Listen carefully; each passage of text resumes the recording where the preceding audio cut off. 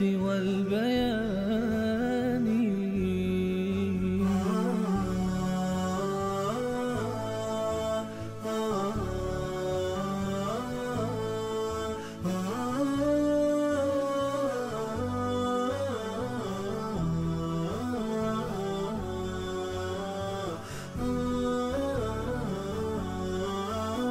يزيح عن القلوب دجاها.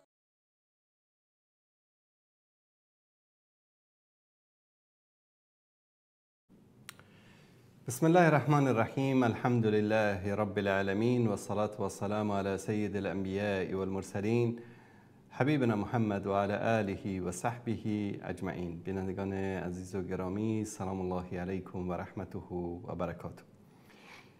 در خدمت شما عزیزان هستیم با قسمت دیگری از برنامه آن روی سکه. همونطوری که مطلع هستید و از عنوان برنامه پیداست، میخواییم در مورد جنگ جاری بین ایران و اسرائیل صحبت بکنیم.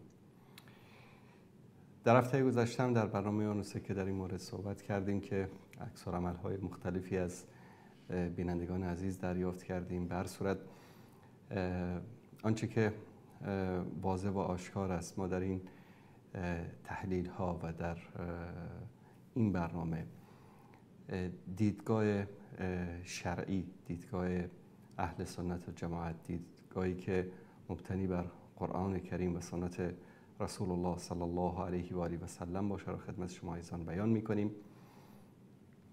و اینکه دوستان ما، بینندگان عزیز، پیام‌های گوناگونی فرستادن، بعضی از علما، بعضی از دعوتگران، بعضی از عامه مردم کامنت دادن، پیام فرستادن.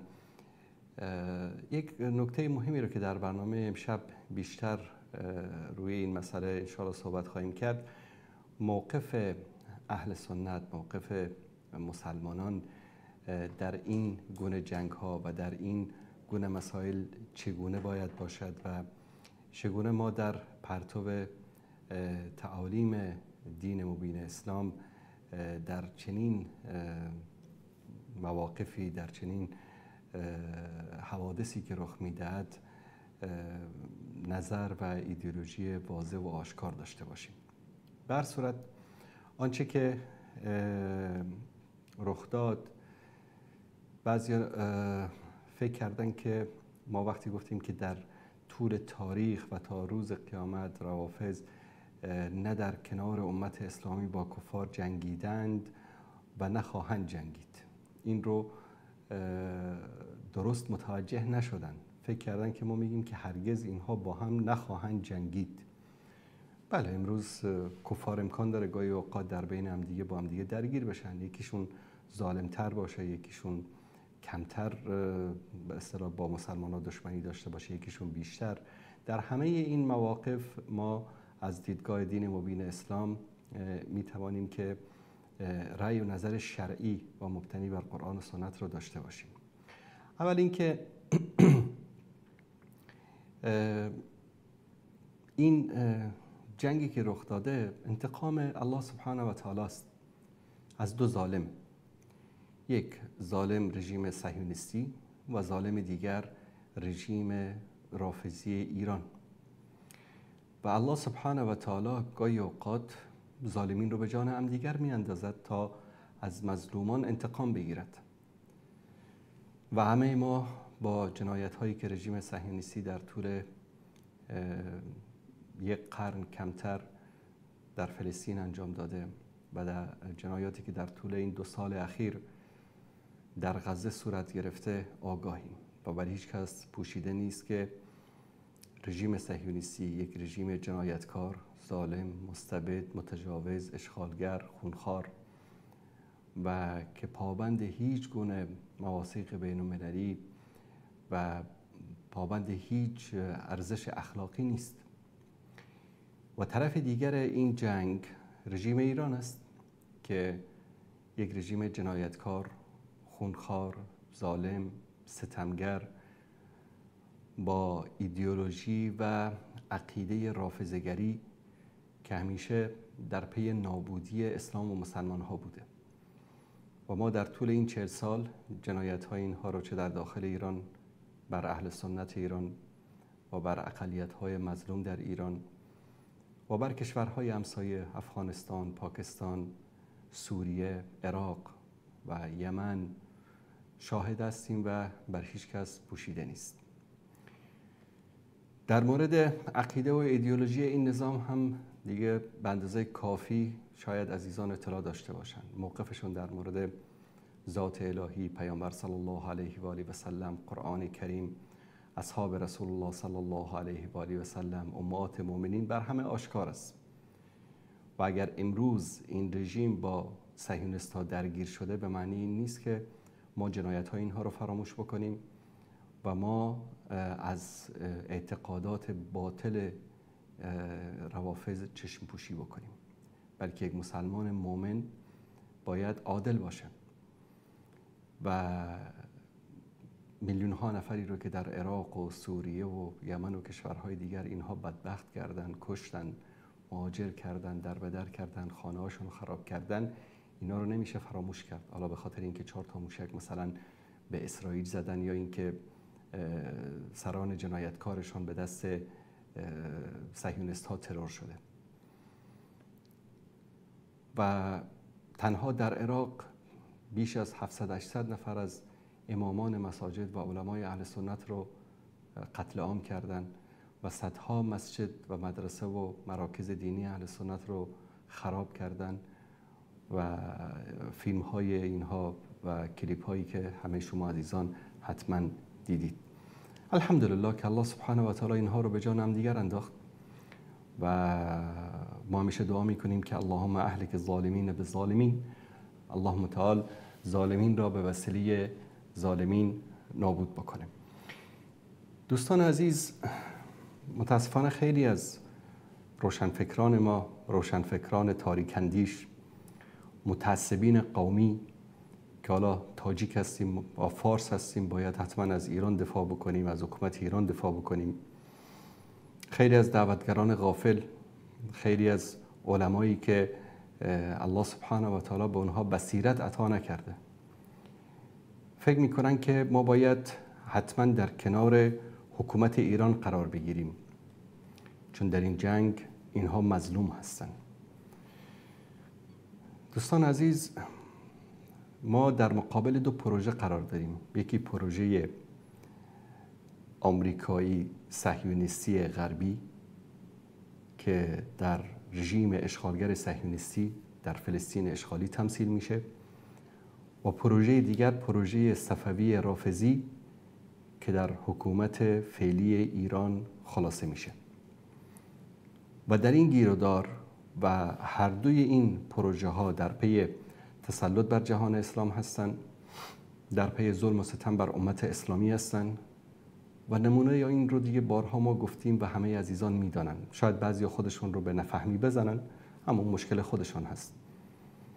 در مقابل اهل سنت قربانی هر 2 پروژه شدن، چه پروژه آمریکایی صهیونیستی چه پروژه صفوی رافضی، و در غیاب حکومت قوی که نمایندگی از اهل سنت در جهان بکنه و عدم وجود پروژه به اصطلاح واضح و آشکار از طرف اهل سنت، این 2 گروه یک تاز میدان بودن و متاسفانه در غیاب یک قیادت قوی اهل سنت که از اکثریت مسلمان ها که اهل سنت هستن رهبری بکنن، اینها خودشون رو در جایگاه قیادت و رهبری امت اسلامی قرار دادن و متاسفانه بعضی از غافلین اهل سنت این رو باور کردن یا فریبشون رو خوردن یا به خاطر پول، به خاطر منصب یا از ترس، خلاصه در مقابل اینها سکوت کردن و این رو به عنوان یک حقیقت پذیرفتن.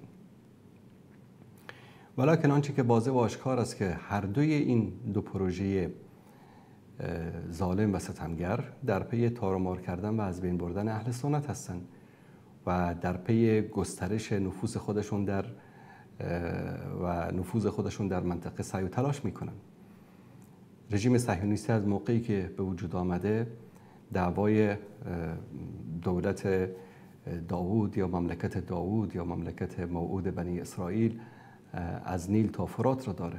یعنی فکر کنید از جزئی از عراق گرفته تا عربستان و اردن و سوریه و فلسطین تا قسمتی از مصر. میگن که این قسمت ها باید همون سرزمین تاریخی بنی اسرائیل باید دوباره احیا بشه و در این راستا دارن برنامه میسازن، سعی میکنن، تلاش میکنن، صلح میکنن، جنگ به راه میاندازن، با وسایل مختلف اقتصادی، نظامی، سیاسی در راستای اهدافشون سعی و تلاش میکنن.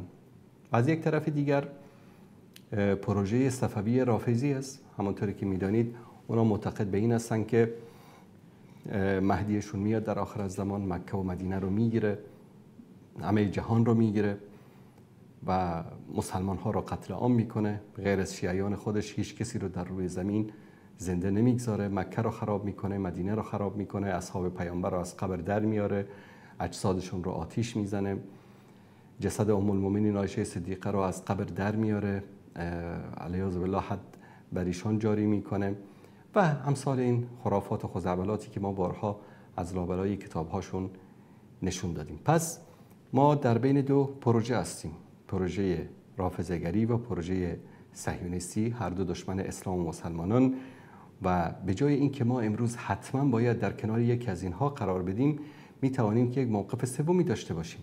ما بیاییم در راستای ایجاد یک مشروع یا پروژه بین‌المللی اسلام واقعی، اسلام خالص، اسلام اهل سنت و جماعت، اسلام قرآن و سنت سعی و تلاش بکنیم، جوانانمان رو بیدار بکنیم، امت اسلامی رو بیدار بکنیم و بتوانیم در مقابل هر دو پروژه‌ای که در راستای نابودی امت اسلامی تلاش میکنن مبارزه کنیم. نکته جالب این است که ما میبینیم با وجود که چند روز از این جنگ و درگیری ها میگذره، اکثر انسان‌های حق‌گرا، انسان‌های مظلوم خوشحال هستند. گرچه خوشحالی از این که یکی از این دو گروه از بین بره درست نیست. یعنی این یک واقعیت است که اگر صهیونیست‌ها بر ایران پیروز بشن، یک تاز میدان آنها خواهند شد و در پی توسعه نفوذ خودشان در کشورهای اسلامی خواهند بود و نوبت مصر و کشورهای خلیج و ترکیه و پاکستان اینها خواهد رسید. همین دیروز بود که نتانیاهو صدراعظم جنایتکار صهیونیستی گفت که ما به هیچ کشور اسلامی اجازه نمیدیم که سلاح اتمی داشته باشه. این به معنی این است که نوبت پاکستان هم خواهد رسید. از یک طرف دیگر هم رژیم رافضی‌گری صفوی ایران هست که اگر اونا هم یک تاز میدان بشن، باور کنید که به هیچ کس رحم نخواهند کرد. حتی به اینایی که امروز دارن چاپلوسی میکنن برای اونها و داد از فارس بودن و ایرانی بودن و اخوت فلان میزنن، اول همینا رو خواهند کشت، طوری که در سوریه انجام دادن، در عراق انجام دادن و حتی به همون سنیایی که در عراق باشون همکاری کردن هم رحم نکردن. و امروز که خوشحالی خیلی از مسلمان ها رو میبینیم، انسان رو به یاد همون آیه قرآن کریم میندازه که الله متعال میفرماید فما بکت علیهم السماء والارض وما كانوا منذرین، که آسمان و زمین بر آنها گریه نکرد. یعنی دل آسمان و زمین بر آن قوم ظالم و ستمگری که نابود شدن نسوخت و این وعده حق تعالی و وعده الهی است. و الله متعال در آیه دیگری در قرآن کریم برای ما بیان می کند که در سوره انعام آیه 65 که قل هو قادر على ان يبعث عليكم عذابا من فوقكم او من تحت ارجلكم او يلبسكم شيعا ويذيق بعضكم بأس بعض انظر كيف نصرف الآيات لعلهم يفقهون. بگو الله سبحانه و تعالی قادر است بر آنکه عذابی از بالای سرتان یا از زیر پایتان بر شما بفرستد یا شما را به صورت گروه گروه و پراکنده با هم بیامیزد و طعم جنگ و دو دستگی را به هر یک از شما به وسیله دیگری بچشاند. بنگر چگونه آیات را گوناگون بیان می کنیم تا آنان دریابند. آری دیدیم که چگونه همان طعم تلخ کشته شدن، از دست دادن عزیزان، خراب شدن ساختمان ها، خانه ها، بوی دود و آتش و بمب رو هم در ایران احساس کردن، هم در اسرائیل احساس کردن تا بچشن که بر سر مسلمان ها چه آمده بود. ما این تقیه نیست، اهل سنت و ما اعتقاد به تقیه و نفاق نداریم. ما از کشته شدن، از دربدری، از آوارگی ملت شریف ایران خوشحال نمیشیم و هیچ مظلومی، چه یهودی باشه، چه نصرانی باشه، چه بودایی باشه، بت پرست باشه، در هر گوشه دنیا انسانی مظلوم باشه، غیر نظامی باشه، در جنگ ها شرکت نکرده باشه، در ظلم و ستم و دشمنی بر علیه مسلمان ها شرکت نکرده باشه، از کشته شدنشون، از دربدر شدنشون، از آواره شدنشون، از خراب شدن خانه هاشون خوشحال نمیشیم. و از همه مهمتر این که سرزمین ایران یک سرزمین اسلامی است، تاریخیاً سرزمین اسلامی است، سرزمین امام مسلم، سرزمین امام بخاری، سرزمین خیلی از علما، خیلی از مفسرین، محدثین و فقهای اهل سنت در شهرهای مختلف همین خطه‌ای که امروز به نام ایران هست زندگی کردن و زادگاهشان بوده و یک زمانی قبل از به وجود آمدن صفویت سرزمین ایران مرکز اهل سنت بوده، مرکز علم و فرهنگ بوده و این پاره تن امت اسلامی است. ما هیچ وقت راضی نمیشیم به این که خدای نکرده ایران اشغال بشه از طرف صهیونیست ها یا ملت ایران قتل عام بشن یا کشته بشن، اما از کشته شدن ظالمین و ستمگران و سران ظلم و ستم و وحشت و بربریت که در طول این 20 سال اخیر ظلم و ستم‌های گوناگونی رو بر امت اسلامی در کشورهای منطقه مانند سوریه و عراق و غیره روا داشتن، بله خوشحال میشیم و این خوشحالیمون رو پنهان نمی‌کنیم و همانطوری که از کشته شدن و نابود شدن سران صهیونیستی، سربازان جنایتکارشان، حتی کسانی که از آنها حمایت می‌کنن خوشحال میشیم و این قربتاً الی الله و تعبداً خوشحال میشیم و الله سبحانه و تعالی هر دوی این ظالمین و ستمگران رو شرشون رو از سر امت اسلامی دور بکنه. دوستان عزیز، مقاله ای هست که از علمای اهل سنت از ایران نوشتن، جناب دکتر نور محمد آمرا. من این رو خدمت شما میخونم که در این مقاله شما میتونید موقف مسلمان عادل و واقعی، موحد و یکتاپرست رو جستجو بکنید و بعد از اون انشاءالله در خدمت شما عزیزان خواهیم بود.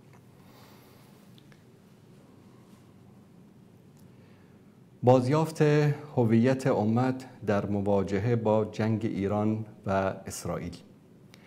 جنگ اخیر میان اسرائیل و ایران رخدادی است که نه من و نه شما در شکلگیری آن نقشی داشته ایم. نه ما مسبب تجاوز رژیم صهیونیستی هستیم و نه جزئی از حاکمیت ستمپیشه جمهوری اسلامی ایران به شمار می رویم. با این حال در فضای غبارآلود و پرهیاهوی رسانه‌های اجتماعی افرادی را می‌بینیم که نه سر این ماجرا هستند و نه ته آن، اما با توسل به توهمات و مجادلات بی‌ثمر می‌کوشند با متهم ساختن یکدیگر خود را صاحب حق و دیگری را مستوجب لعن و نفرین جلوه دهند. در میان باید به این حقیقت بنیادین توجه داشت که لبخند را نمیتوان دزدید. من نمیتوانم همسایه افغان خود را که کشورش به دست ائتلاف نانوشته میان سپاه پاسداران ایران و آمریکا ویران شد از شادمانی نسبت به کشته شدن عاملان آن جنایت باز دارم، هرچند این عاملان به دست صهیونیست‌ها کشته شده باشند. نمیتوانم لبخند را از لبان آن 40,000 خانواده پاکستانی پاک کنم که پدرانشان تنها به جرم عالم بودن در مذهب اهل سنت به دست نیروهای نیابتی ایران در مساجد پاکستان ترور شدند، صرفاً به این بهانه که قاتلان ایشان امروز توسط اسرائیل هدف قرار گرفتند. نمیتوانم شادی را از چشمان دختران شهید ناصر سبحانی، فرزندان مفتیزاده، ضیایی، شاگردان صیاد، دهواری، عبدالملک و ده‌ها تن دیگر بزدایم، چون قاتلان عزیزانشان اکنون توسط نیروی غیر خودی مجازات شدند. اگر بخواهم از نمونه‌های مظلومیت در بلوچستان، کردستان، عراق، سوریه، یمن، لبنان، نیجریه و کشورهای خلیج نام ببرم، این لیست به درازا خواهد کشید. اما پرسش اساسی آن است که چرا برخی اجازه دادند دشمن شیوه اندیشیدن و چارچوب تحلیلی ذهن آنها را مصادره کند؟ امروز اگر کسی زبان به شکایت از جنایات حکومت ایران بگشاید، به سرعت او را صهیونیست، منافق یا دین فروش می‌خوانند و اگر کسی جنایت اسرائیل را محکوم کند، به رافضی بودن یا همپیمانی با صفویان متهم می‌شود. این دوگانه‌سازی ساختگی توطئه‌ای است که ذهن بسیاری را به اسارت گرفته است. یا باید در صف صهیونیست‌ها باشی یا در کنار صفویان. گویا راه سومی برای انسان مسلمان وجود ندارد. در چنین فضایی برخی از دلاورهای ادعایی ایران در ویرانسازی چند ساختمان در اسرائیل سخن میگویند و از کشته شدن فرماندهان سپاه سوگواری میکنند، حالان که همین اسرائیل ماهاست جنایات مشابهی را در سوریه، لبنان و یمن مرتکب می شود، بی آنکه از سوی همین افراد کوچکترین اعتراضی شنیده شود.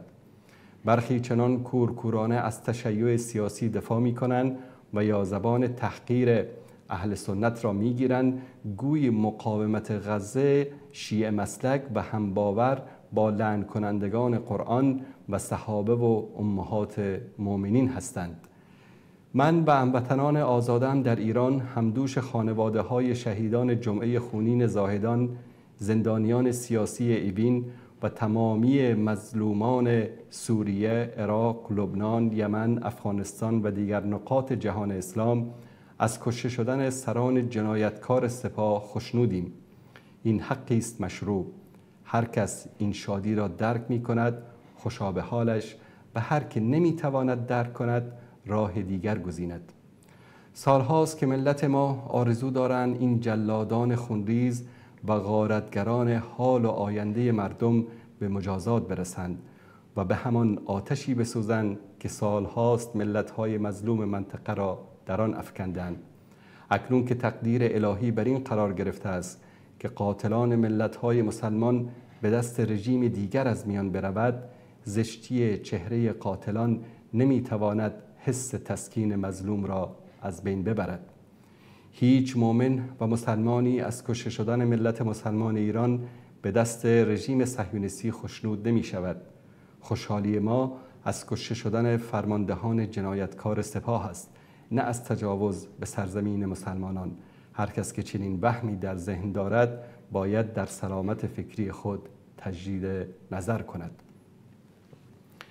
خون مسلمان ایرانی به همان اندازه مقدس و گرانمایه است که خون مسلمان افغان، سوری، عراقی، لبنانی، یمنی و فلسطینی. همان گونه که اسرائیل سرزمین فلسطین را اشغال کرده است، کیان سفاک ولایت فقیه نیز سرزمین ایران را به اسارت درآورده است. اکنون که این دو اشغالگر که تا دیروز همدست در ریختن خون مسلمانان بودند به دلایلی به جان یکدیگر افتادند، وظیفه ما این نیست که در صف یکی از آنها بایستیم، بلکه باید آن امت خاموش و حذف شده را بیدار کنیم. امت اسلامی در مرزهای جغرافیایی و زیر پرچم دولت‌های دست نشانده غرب نمی گنجد. امت یعنی 2.5 میلیارد مسلمان که تحت یوغ 4 میلیون نیروی نظامی استکبار قرار گرفتند و گرفتار شدند. آنان که این امت را نمی بینند چگونه خود را جزئی از آن می پندارند؟ همین امت است که لقمه از دهان خود بریده و به مجاهد فلسطینی رسانده است. همین امت است که از مجاهدان افغان و سوری جانانه حمایت کرده است و وعده الهی چنین است که پیروزی از آن این امت است. ما همگی آرزو داریم که قدرت‌های نظامی مسلمانان از جمله پاکستان و ترکیه از بند وابستگی رهایی یابند و در حمایت از سرزمین‌های اسلامی علیه اسرائیل وارد عمل شوند.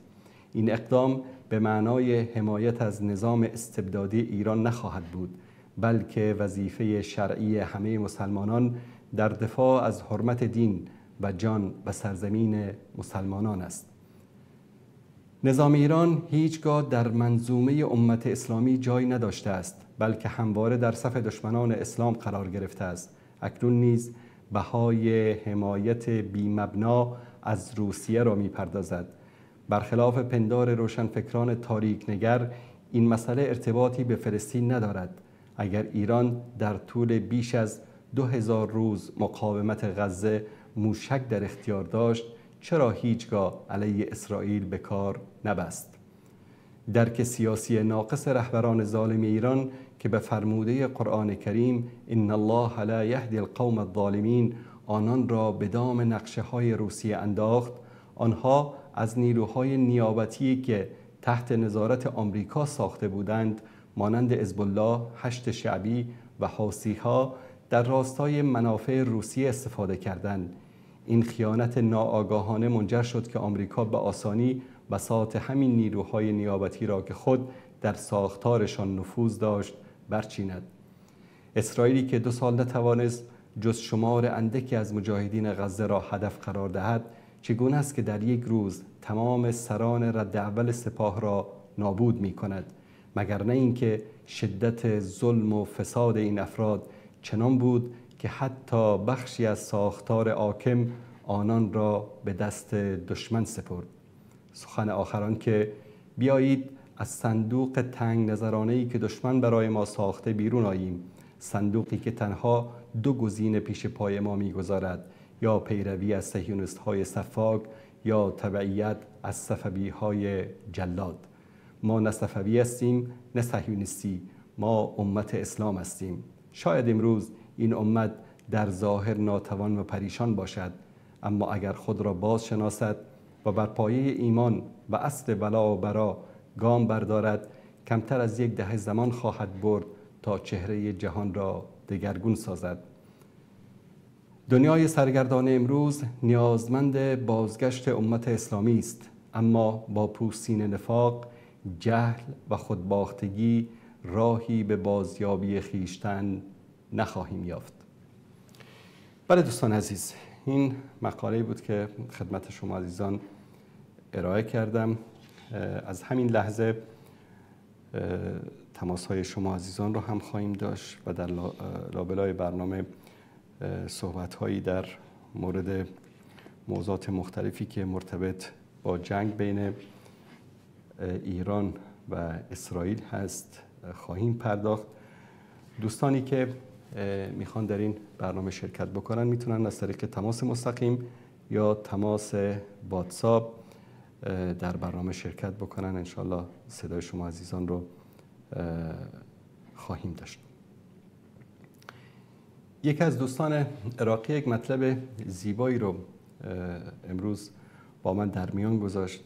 گفت ما عراقی ها میدونیم که این حکومت ایران و این رافضی ها در ادعای حمایت از فلسطین و حمایت از مظلومان در غزه و در فلسطین دروغ میگویند. دوستان عزیز، بعد از سال 1974 بود که تعداد زیادی از فلسطینی ها به عراق مهاجر شدند. دقیقا زمانی بود که دیگه نظام جمهوری حاکم شده بود در عراق. تعداد مهاجرین فلسطینی در عراق حدود چیزی در حدود 0.5 میلیون بود، یعنی بیش از 500,000 نفر فلسطینی در عراق مهاجر بودند. حکومت عراق خب رژیم صدام و قبل از اون رژیم بعثی که در نظام جمهوریت حاکم شده بود، نظام قاسم و بعد از اون صدام، اینها بنابر شعارهای پانارابیسم و اینا که میدادن از فلسطینی استقبال کردن. واقعیتش این است که حدود 0.5 میلیون فلسطینی رو تقریبا میشه گفت تابعیت عراقی دادن و در بهترین اماکن بغداد، نه در اردوگاه ها، در بهترین اماکن بغداد اینا رو ساکن کردن. تعدادی از اینها هم در شهرهای مختلف عراق ساکن شدن. حتی یک محله‌ای رو دوستان میتونن سرچ بکنن در گوگل، در چت جی پی تی، محله‌ای رو به نام حیفا، به نام شهر حیفا در فلسطین، یک محله‌ای رو در عراق صدام نامگذاری کرد و به همه فلسطینی هایی که در این منطقه زندگی میکردن خانه داد، زمین داد بهشون، خانه داد و اینها زندگی مرفهی داشتن، چون اکثرا تحصیل کرده بودن، در دانشگاه ها، در مراکز تعلیمی، در ادارات دولتی به اینها شغل دادن، زندگی خیلی مرفه و آرامی داشتن در اونجا. بعد از سقوط نظام صدام و اشغال عراق توسط آمریکایی‌ها و روی آوردن شبه نظامیان رافضه‌ای که از ایران حمایت می شدن، مانند جیش مهدی و نمیدونم حزب دعوا و فلان، که اینها حاکم شدن در عراق به کمک آمریکا و صهیونیست ها، شما باور بکنید از نیم میلیون فلسطینی که در عراق زندگی می کردن، شاید تعدادی انگشت شمار پنهانی فعلا در عراق باشن، یا قتل عام شدن، خانه هاشون، زندگیشون، جایدادشون ازشون گرفته شد و اینها رو به شکل فجیعی قتل عام کردن. تنها در منطقه حیفا در بغداد بیش از 50,000 فلسطینی رو در اونجا قتل عام کردن. همینایی که امروز ادعا میکنن که اینها طرفدار فلسطین هستند و طرفدار مردم مظلوم غزه هستند. جنایاتی را که اینها در عراق بر علیه فلسطینی ها مرتکب شدن، باور کنید تاریخ، یعنی در طول 2 سال اگر 50,000 فلسطینی رو اسرائیل کشته باشه، اینها بیش از 50,000 نفر رو در ظرف 1 ماه در عراق قتل عام کردن. و امروز سران همین شبه نظامیان رافضی که از طرف ایران کمک می شدن، در خانه های همان فلسطینی هایی که اونها رو قتل عام کردن و بیرون کردن از بغداد در اونجا زندگی می کنن. یعنی ادعای حمایت از فلسطین، دفاع از ملت فلسطین، دروغی بیش نیست که به این وسیله اینها چیکار میکنن؟ امت اسلامی رو فریب میدن و اینها بدترین دشمن مسلمانان و امت اسلامی هستن وقتی که بهشون فرصت داده بشه.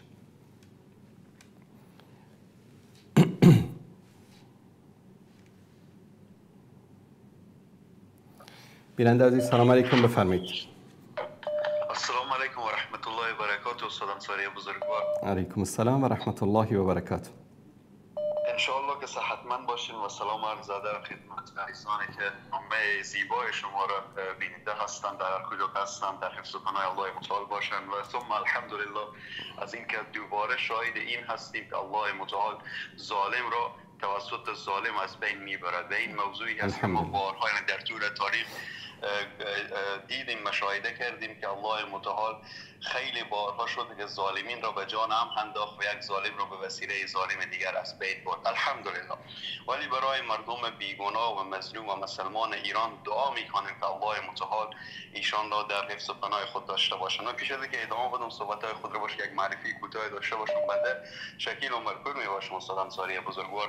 الله متعال از اینکه این برنامه زیبا را گرفتیم تا روشنگری بشود برای بعضی، خیلی وقتا شما میگوییم سنی های اثناعشری، برای اینها کمی روشنگری بشود. گرچه که من نمیدانم استاد انصاری بزرگوار، من پیشتر داخل فیسبوک هم بودم و بعضی از کامنت هایی که در مورد حالا صحبت های شما بعضی از حالا سنی ها بگوییم چه بگوییم می نوشتن توهین و بعضی از مسائل کارا بیان میکردن. خصوصا امروز متاسفانه استاد جان قند مشکل بزرگ این هست که ما مسلمان ها به زبان یا به کلام زودی بازی میخوریم.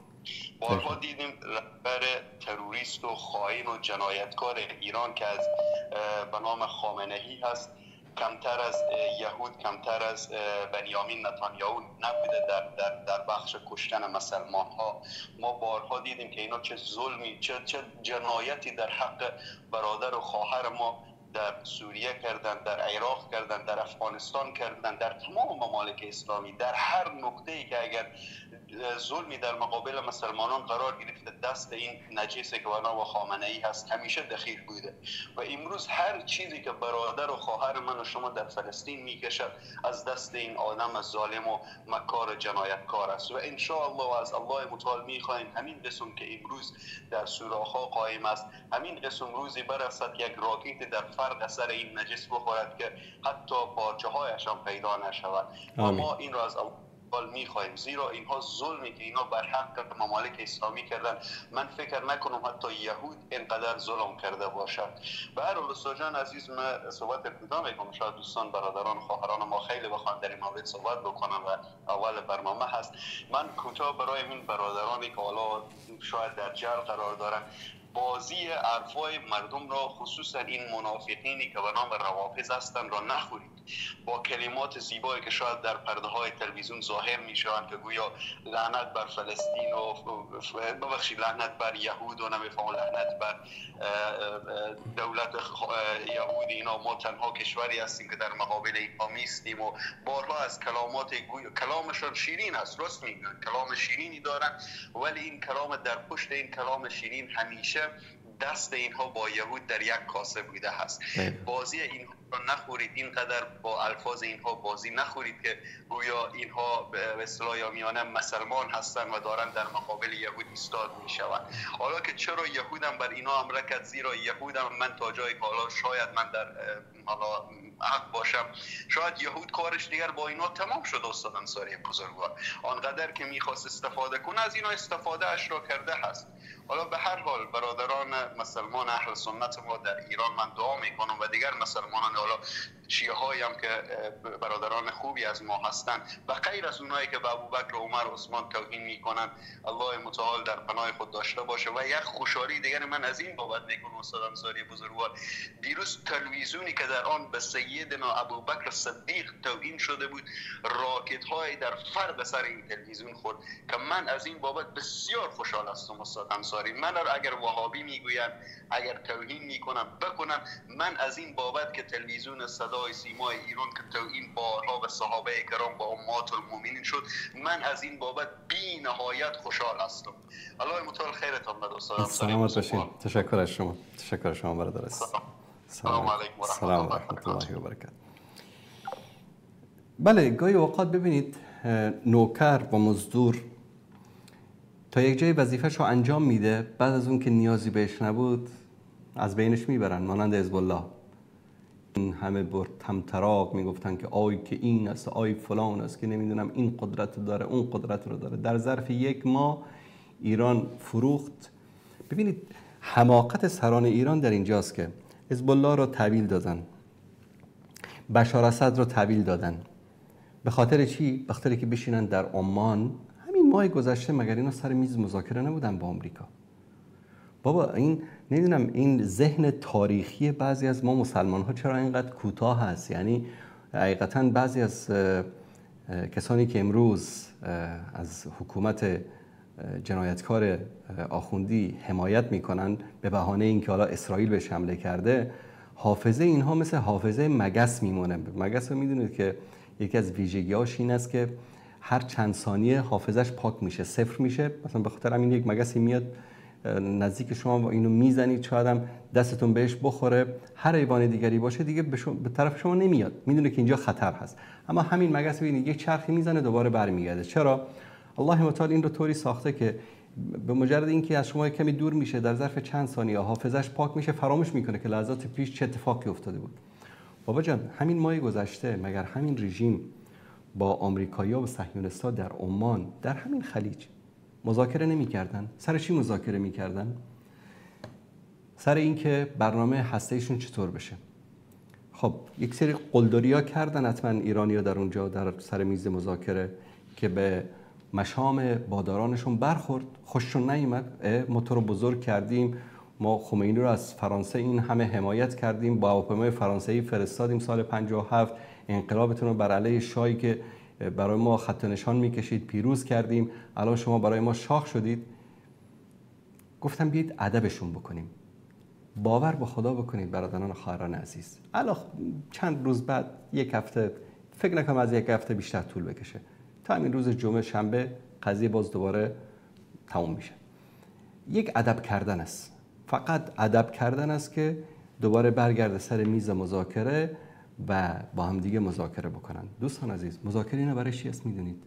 برای تقسیم سرزمین‌های اسلامی بین خودشون. آمریکا و ناتو میاد عراق رو میگیره، این همه در اونجا کشته میده، خرج میکنه، میلیاردها دلار پول خرج میکنه، عراق رو به کی میسپاره؟ به رافضیای طرفدار ایران میسپاره. چرا؟ چون جنگ اینها بر سر تقسیم منطقه بین خودشون هست. هدف هر دو طرف یکیست: نابودی اسلام، نابودی اهل سنت، نابودی مسلمانان واقعی. یکی از دوستان الان نوشته اونجا ما باید در این وقت این حرفا نیست، باید از نظام ایران حمایت بکنیم. کی گفته از نظام ایران باید حمایت بکنیم؟ والله گاهی اوقات میگن به گوش خر چل یاسین خواندن سودی ندارد. گاهی اوقات هر چه دلیل بگی، برهان بگی، بعضیایی که عقلشون رو تاقچه بالا گرو گذاشتن متوجه نمیشن. چرا باید ما حتما از یک طرف حمایت بکنیم؟ چرا؟ فراموش کردیم جنایاتی رو که نظام صفوی در طول 1 سال گذشته، 2 سال گذشته، 10 سال گذشته، 20 سال گذشته در کشورهای اهل سنت انجام داده، اسرائیل در طول تاریخ در فلسطین انجام نداده. این صحنه ها رو نباید ما فراموش بکنیم. وجدانتون، شرفتون، احساستون، عقلتون، منطقتون کجاست؟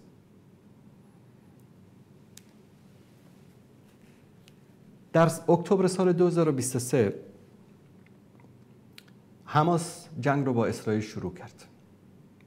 اسرائیل بعد از 7 اکتبر به غزه حمله کرد.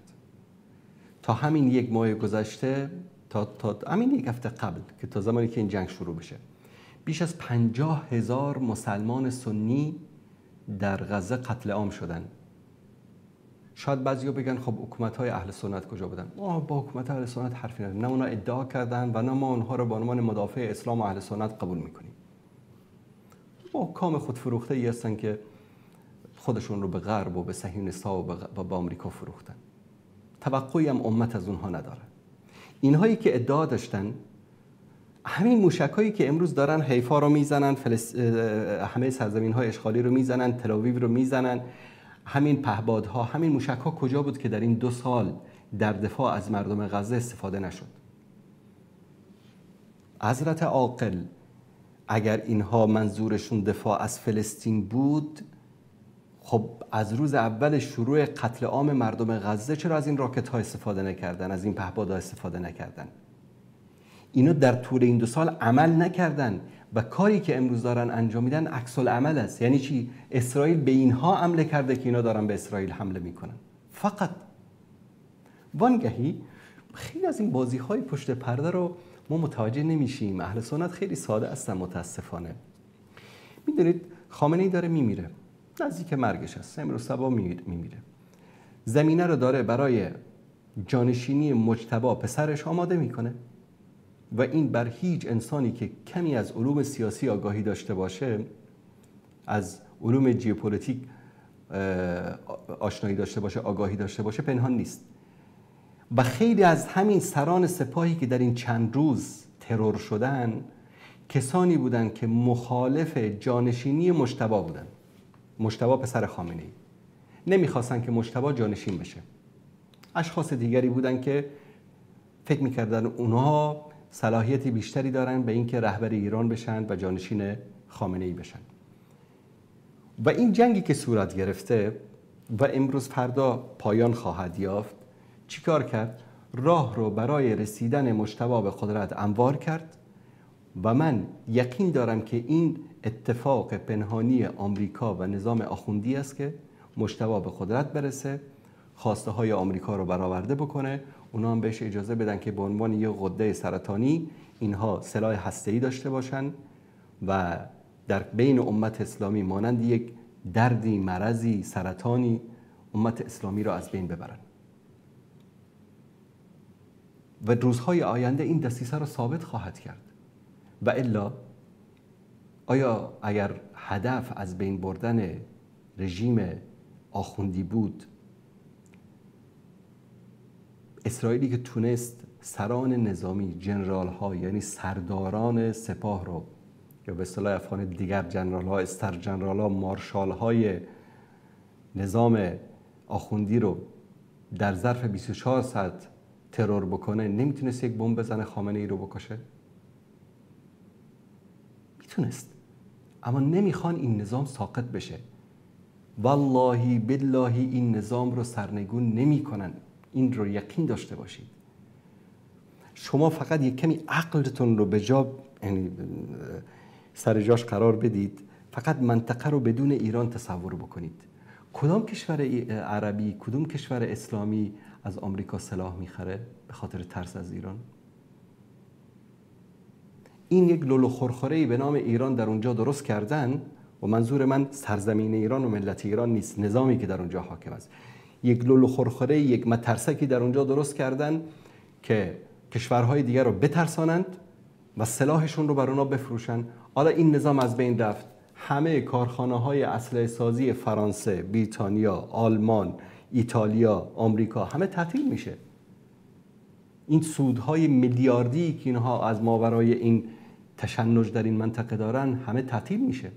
اونا میخوان این رو؟ نمیخوان. چه نظامی بهتر از نظام ایران امروز داره خدمت میکنه به غرب و داره منافع اونها رو تامین میکنه در این منطقه. اما التماس تفکر. بیننده عزیز سلام علیکم، بفرمایید. سلام علیکم و رحمت الله و برکاته. علیکم السلام و رحمت الله و برکاته. سبحان الله، زنگ زدم پیمه به شما. بفرمایید برادر عزیز. از برای الله در قسمانم بدیم چیز از شما صحبت کنه 5 دقیقه. بفرمایید. مثلا شما تمام کنه بعد زنگ بزنی، وقتی تمام کنی زنگ بزنی صحبت کنه. صحبت من تمام شد، بفرمایید. میشنوم حرفای شما رو. بفرمایید برادر عزیز.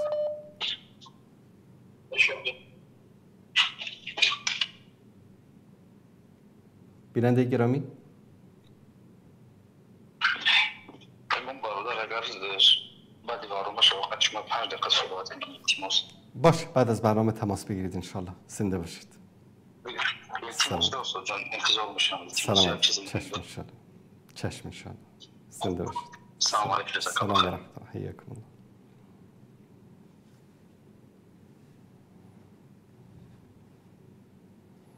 بیننده گرامی سلام علیکم، بفرمایید. استاد انصاری بزرگ، سلام علیکم. علیکم السلام و رحمت الله و برکاته. وقت شما بخیر استاد انصاری. سلامت باشید، بفرمایید. سهیل خان هستم از کابل استاد انصاری. بفرمایید برادر عزیز، در خدمت شما هستیم. استاد انصاری بسیار تشکر. اوضاع واقعا خیلی سختی است. در این تو اوضاع وقتی که ما شما یا شما نقد میکنین بر جمهوری صفویه، همه فکر میکنن که اینا بس یا طرفدار اسرائیل است، اینا طرفدار یهود است. این اوضاع خیلی سخت است. یکی تمام مسائل 46 سالی از حکومت آخوندی را نمیسنجند که چی جنایتایی کرده که دست یهود، یعنی یهودی، یعنی بنیامین نتانیاهو از پشت بسته کرده. این را نمیبینن. آخه یکی دیز مقصد همشهری خود ما که کاسه داختر از آش هستند.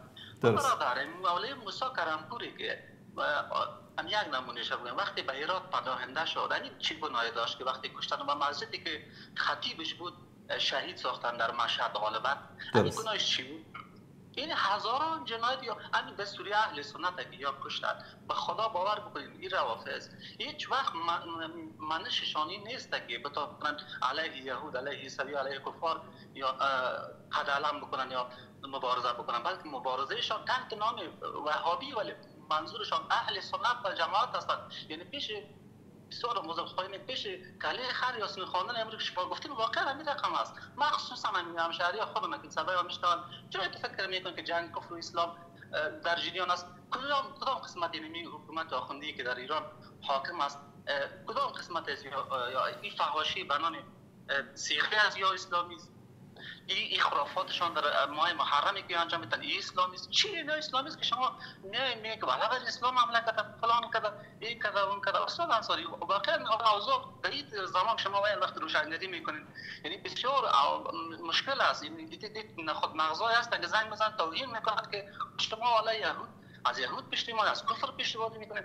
یعنی یک فلسفه دور به درازی که در پشت سر این حافظ بود این از زمانی که اختلافات به حساب شروع شد از زمان شهادت حضرت عمر حضرت عثمان غنی به این طرف اینو نمیسنجند که ببینن یک بار که خود کفار گفتن که والله نه وقتی که تشیع باشه دیگه نیازی به ما نیست که ما تلفات بدیم، نیازی به ما نیست که برای وارد جمع اینا خودشان به مقابل مسلمانان راستین و مسلمانانی که در صفاتشان ابیض وجوه هم گفته شده اینا استاد هستند دیگه بر ما چی نیاز است. اینا را پیش کردن و به قول بسیار به درستی اشاره کردید و گفتید ببینید که توسط از اینا یا بلند میکنن تا بتونن کشورهای عربی دیگر را سلاح بخرن و این بخرن تمام رؤسای جمهور در امریکا میگن که از توسط این شرکت های اسلحه سازی اینا چیز میشن حمایت میشن و به پول از اونها به قدرت میرسن و بعدم باید اسلحه سازی یک توقعی دارن یا ندارن.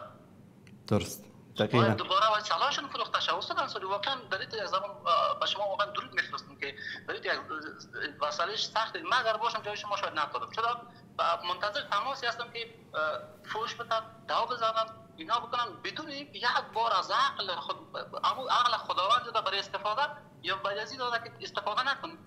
کم چرا از مخصوصا همشهری خودم من به مسائل مردم ایران برطرف کار نمیکنم بالا بگویم که ما برشان نسخه میشیم نه ما از سیاست های رژیم حاکم بر ایران متضرر شده استاد انصاری و اگر که متاثر نمیشید متضرر نمیشید کتاب هایی که به شکل سیستماتیک چاپ میشد و در افغانستان میام بلکه در ام المؤمنین عایشه صدیقه و صحابه کرام توهین میشد و توسط سیدای مزاری دیگه شما بهتر از استاد انصاری میدونید اینجا تحش و توزیع میشد با مادر ما توهین میشد. خب ما چطور باید بیایم از این رژیم حمایت بکنم؟ ما بالاخره حق داریم یا نداریم که اظهار نظر بکنیم وقتی که اینقدر متاثر شده طول 20 سال با آمریکا شد تو همکاری کردی آوردیش خود جواد ظریف مگر اعتراف نکرد که ما با تکلیف چیز کردیم ممانعت نکردیم و همکاری کردیم تو تمام جنایت‌ها که با طالب همکاری کردی آوردی مثلا حال دوباره سر از دیگر دعوت کردیم که دوباره بر علیه طالب کسی رو چیز کنی. خود تمام چیزای ما تو دست میزنی و برادر به اعتقادات ما تو کار داری و سیاست‌های ما تو کار داری و همه چیز ما تو کار داری. بالاخره ما مردم ایرانی که صدای ما نمیشنوه ما هم بالاخره حق میته بر خود ما که اظهار نظر بکنیم جدا از برنامه تلویزیونی هم فارسی زبان و جغرافی فارسی زبان میخوایم پوشش بدم ما از جغرافی فارسی زبان زنگ زده و حق داریم اعتراض کنم. این نیست که ما برای شما نسخه بچینیم نه شما بهتر از ما میدونید با والله از این حکومت خودتون عبور کنید ما خوش میشیم عبور کنید خودتون حکومت را بس بگیریم که تا اهل سنت ما به عنوان یک تاجر وقتی سفر میکردم به تهران در آرزو این بود که من یک بار نماز جمعه را به جماعت در تهران بخونم. در کشور اسلامی همین دقیقاً است که من نماز جمعه را نتونستم در چند بار که به ایران حال از چین کار میکنم که من برم جماعت در تهران بخونم. یک کشور اسلامی است. الله المستعان. الله المستعان. تشکر از شما. خواهش میکنم. تشکر از شما برادر عزیز. من میگم که حافظه تاریخی بعضی از عزیزان ما متاسفانه مانند مگس است یا پاک میشه یا که ضعیف هست یا علل و اسباب دیگری داره. ما از تقریبا 15 سال به این طرف بارها و بارها این کلیپ ها رو پخش کردیم. دیگه اینها اعتراف خودشان از حرف محمد انصاری و ندای حق و وصال حق و نور و کلمه نیست، حرف خودشان هست. شما گوش بکنید این کلیپ رو. دوستان تصویر و صدا رو داشته باشن.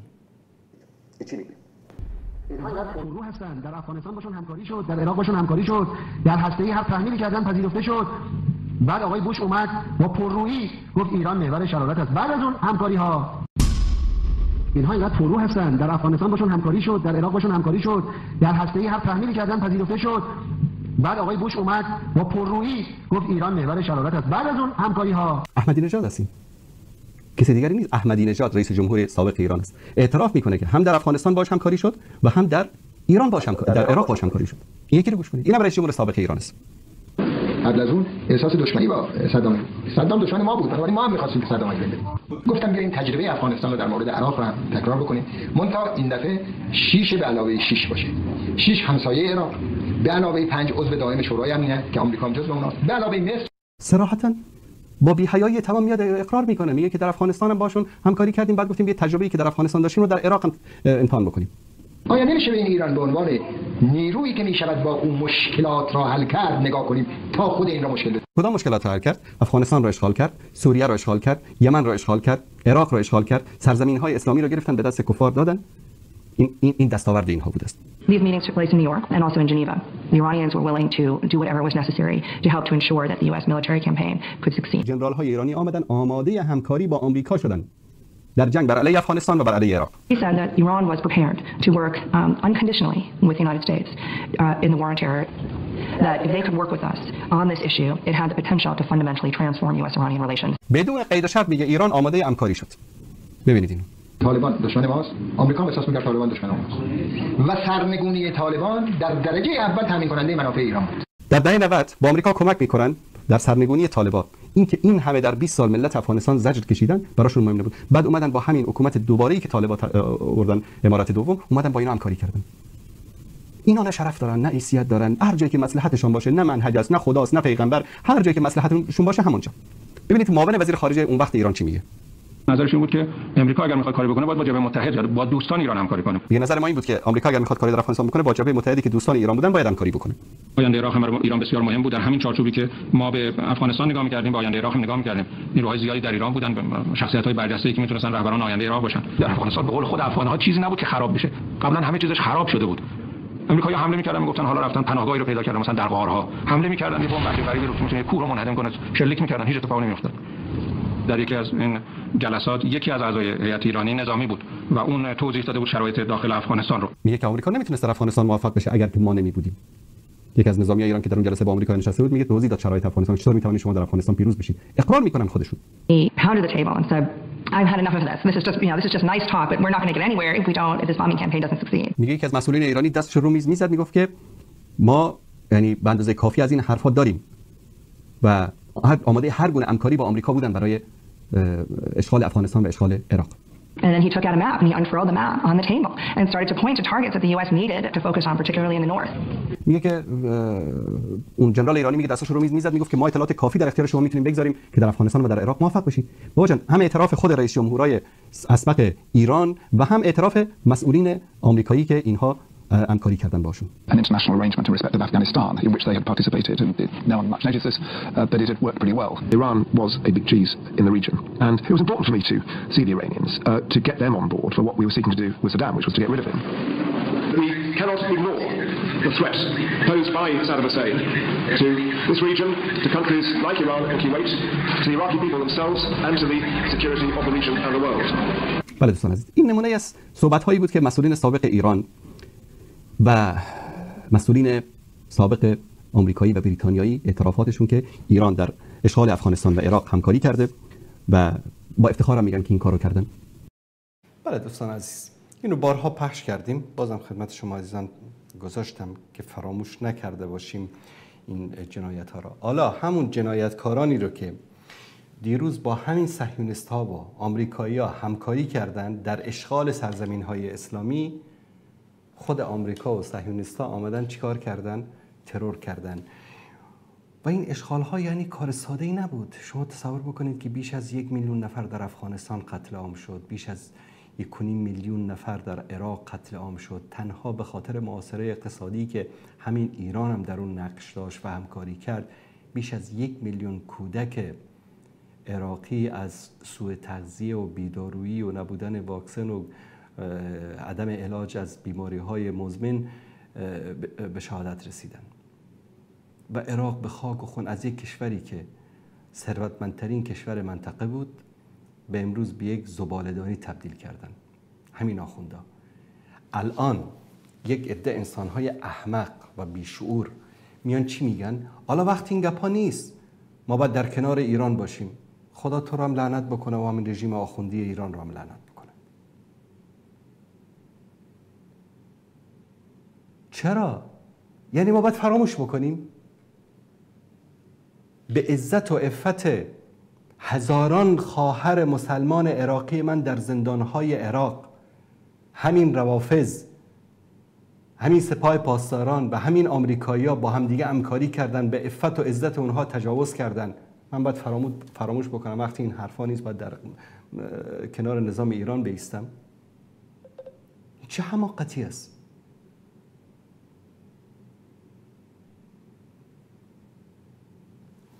متاسفانه بعضی از روشنفکران تاریکنگر ما و بعضی از علما و دعوتگران بی بصیرت ما اصلا سوراخ دعا رو گم کردن، نمیدونن، عقل ندارن، منطق ندارن و بعضیاشون به اندازه‌ای از یعنی شرف و حیثیت ندارن. یکیشون اومده مثلا من بعضی از پستاشو نشونتون میدم، بله امروز حرف شیعه و سنی نیست، امروز ما باید در کنار ملت، در کنار مظلوم قرار بگیریم. خب جناب عالم، جناب دکتر، دیروز که بر ملت مظلوم عراق تجاوز صورت گرفت، جناب عالی و حزب اخوان المسلمین چرا در کنار مظلوم قرار نگرفتید؟ چرا؟ اگر دیروز آیساف و آمریکا بر افغانستان حمله کرد، افغانستان را اشغال کرد، کسانی که در افغانستان بودن مخالفین شاید فکری، سیاسی، اعتقادی شما بودن، بنابر منطق شما مظلوم بودن. باید شما در کنار مظلوم وای میستادید. چرا در کنار طالبان مظلوم در اون موقع وای نستادید، در کنار آمریکا ایستادید؟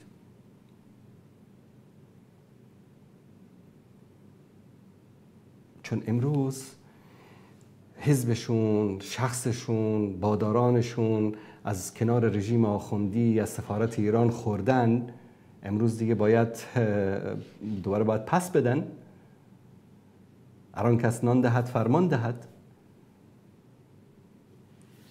تعجب میکنم از وضعیت این انسان ها. بیننده گرامی سلام علیکم، بفرمایید. الو. بله بفرمایید. سلام آقای انصاری، خوب هستید؟ من برنامه رو از یوتیوب نگاه می‌کردم، خسته نباشید، ببخشید. سلامت باشید. فکر کنم 2-3 دقیقه عقب‌تر از گپای شما. بله در یوتیوب با تأخیر پخش میشه. بفرمایید برادر عزیز. ان شاء الله که خوب باشید. عبدالله هستم از آلمان. ان شاء الله که خوب باشین، موفق باشین. سلامت باشین برادر عزیز. یک صحبت خیلی کوتاه داشتم اگه اجازه باشه. بفرمایید. تمام حرفایی که زدید و مقاله را که برادر بلوچ بود فکر کنم که نوشته بود، خب واقعا درست است، حرف حق است. حرف شما هم حرف حق خویی رو تقریبا همه میدونن، یعنی کسی نیست که بخشش چیز باشه، چی میگن پنهان باشه. ولی در لابلای صحبت همین بیادر ما که زنگ زد، اولی بیننده تان در آلمان است، بیادر ایراتی ما در آلمان است، میشناسمش، یک گپ زد که گفت یا در تلویزیونشان به ام المؤمنین عایشه و حضرت عمر رو یا توهین میکنن. خب یک گپ است، یک گپ مطرح میشه. ببین هر کی یک عقیده خاص خود داره. عقیده ما و شما است که کسی در قبر برد مشرک است، درسته؟